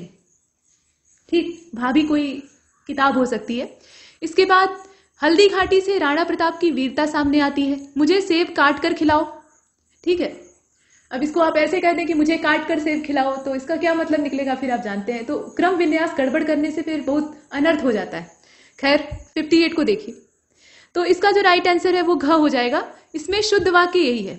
इसमें बड़ी भयंकर गड़बड़ हो जाती है अगर आप जो सेब और मुझे शब्द है इसके बीच में काट लगा देते। मुझे काट कर सेब खिलाओ, मतलब आपको पहले काटा जाएगा, उसके बाद आपको सेब खिलाया जाएगा, ठीक है। तो ये वाला सही है। अब बाकी जो है उनमें गड़बड़ियां किसकी हैं? देखिए यहाँ पर सर्वनाम गायब है। यह कापियां किसकी है? यह जो सर्वनाम है वो यहाँ पर इस्तेमाल होना चाहिए था। प्रस्तुत पंक्तियां भाभी से ली गई हैं। भाभी क्या है? ये कोई संबंधी है या क्या है, ये स्पष्ट नहीं हो रहा है। तो भाभी नामक अवतरण से या भाभी नामक रचना से, भाभी नामक उपन्यास से कहीं से ली गई है, तो उसका जिक्र करना चाहिए था। ये वाक्य यहाँ गलत है। हल्दी घाटी से राणा प्रताप की वीरता सामने आती है। हल्दी घाटी से राणा प्रताप की वीरता प्रकट होती है, सामने नहीं आती है। यहाँ कोई वो चीज नहीं है कि सामने आ जाएगी, वो गुण है ना, ठीक है। तो प्रकट होती है। जो शब्द का चयन है वो यहाँ पर गड़बड़ किया गया है। इसका घ वाला सही है। इसके बाद 59वें नंबर के प्रश्न को देखिए। सुलोचना कैंची से फल काटती है। सुलोचना कैंची से फल काटती है। वाक्य अटपटा है। कैंची से कोई भी कपड़ा काट सकता है, धागा काट सकता है, फीता काट सकता है, लेकिन फल नहीं काटता है। फल काटने के लिए चाकू चाहिए। फिलहाल यहाँ पे देखें तो वाक्य में दोष तो है, लेकिन कैसा दोष है? योग्यता तत्व की कमी है, क्रम विन्यास की गड़बड़ी है, शब्द क्रम गड़बड़ है, या कुछ भी इसमें गड़बड़ नहीं है? बताइए। तो 59 का जो राइट आंसर है वो क हो जाएगा। योग्यता तत्व की कमी है, मतलब जो वाक्य है ना उसको योग्य नहीं बनाया गया है। इसमें कैंची जो है वो फल काटने की योग्य नहीं होती। कैंची से आप फल नहीं काट सकते, उसकी डंठल वगैरह काट सकते हैं, लेकिन पूरा फल आपसे कहा जाए कि एकदम बढ़िया से काटो तो वो कैंची से नहीं कट सकता, ईमानदारी की बात। तो कैंची के अंदर वो योग्यता नहीं थी, आपने वाक्य में उसी को डाल दिया। तो योग्यता तत्व की इस वाक्य में कमी, वहां होना चाहिए था चाकू, जो उसके योग्य है। क्रम यहाँ नहीं गड़बड़ है, क्रम तो सही है और बाकी सभी सही है, ठीक। इसके बाद 60वें नंबर के क्वेश्चन को देखते हैं। अंतिम प्रश्न, वाक्य विन्यास। परम पूज्य श्रीयुत शशि शेखर आने वाले हैं। परम पूज्य श्रीयुत शशि शेखर आने वाले हैं। अब ये कोई महान व्यक्ति है। अब इनका बताया गया है कि इसका स्वरूप कैसा है। ये जो वाक्य विन्यास है ना, ये किस स्वरूप का है? तो वर्तनी शुद्धि जो होती है ना, उसमें आप वाक्य को भी शुद्ध करते हैं, और जब वाक्य को शुद्ध करते हैं तो वाक्य की संरचना पर भी प्रश्न आ सकते हैं और आते हैं। आप प्रीवियस ईयर क्वेश्चन पेपर उठाकर देख लीजिए, तो उसी के तौर पे इसको दिया गया है। यहाँ देखें, संरचनात्मक ये स्वरूप वाला वाक्य है, ठीक है, या पदबंधी वाक्य है, या विग्रह मूलक वाक्य है, या विभिन्नात्मक वाक्य है, इसमें से होगा क्या?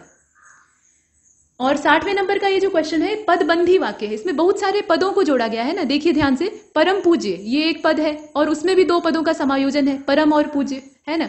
फिर श्री और युत को जोड़कर श्रीयुत बनाया गया, तो ये भी इसके साथ समावेशित है। और शशि शेखर ये नाम है, शशि और शेखर ये 2 अलग अलग पद है जिनको जोड़कर एक नाम बनाया गया है। तो बहुत सारे पदों को एक साथ बांधा गया है, तो ये पदबंधी वाक्य इस प्रकार से हमने देखा। इसमें कोई भी वाक्य शब्द जो है वो ऐसा नहीं है जो कि इन पदों से बाहर है। आने वाले हैं ये क्रिया को छोड़कर। तो इतना देखने के बाद यहाँ पर ये टेस्ट कंप्लीट होता है। 60 प्रश्नों को हमने देख लिया है। तब तक के लिए नमस्कार।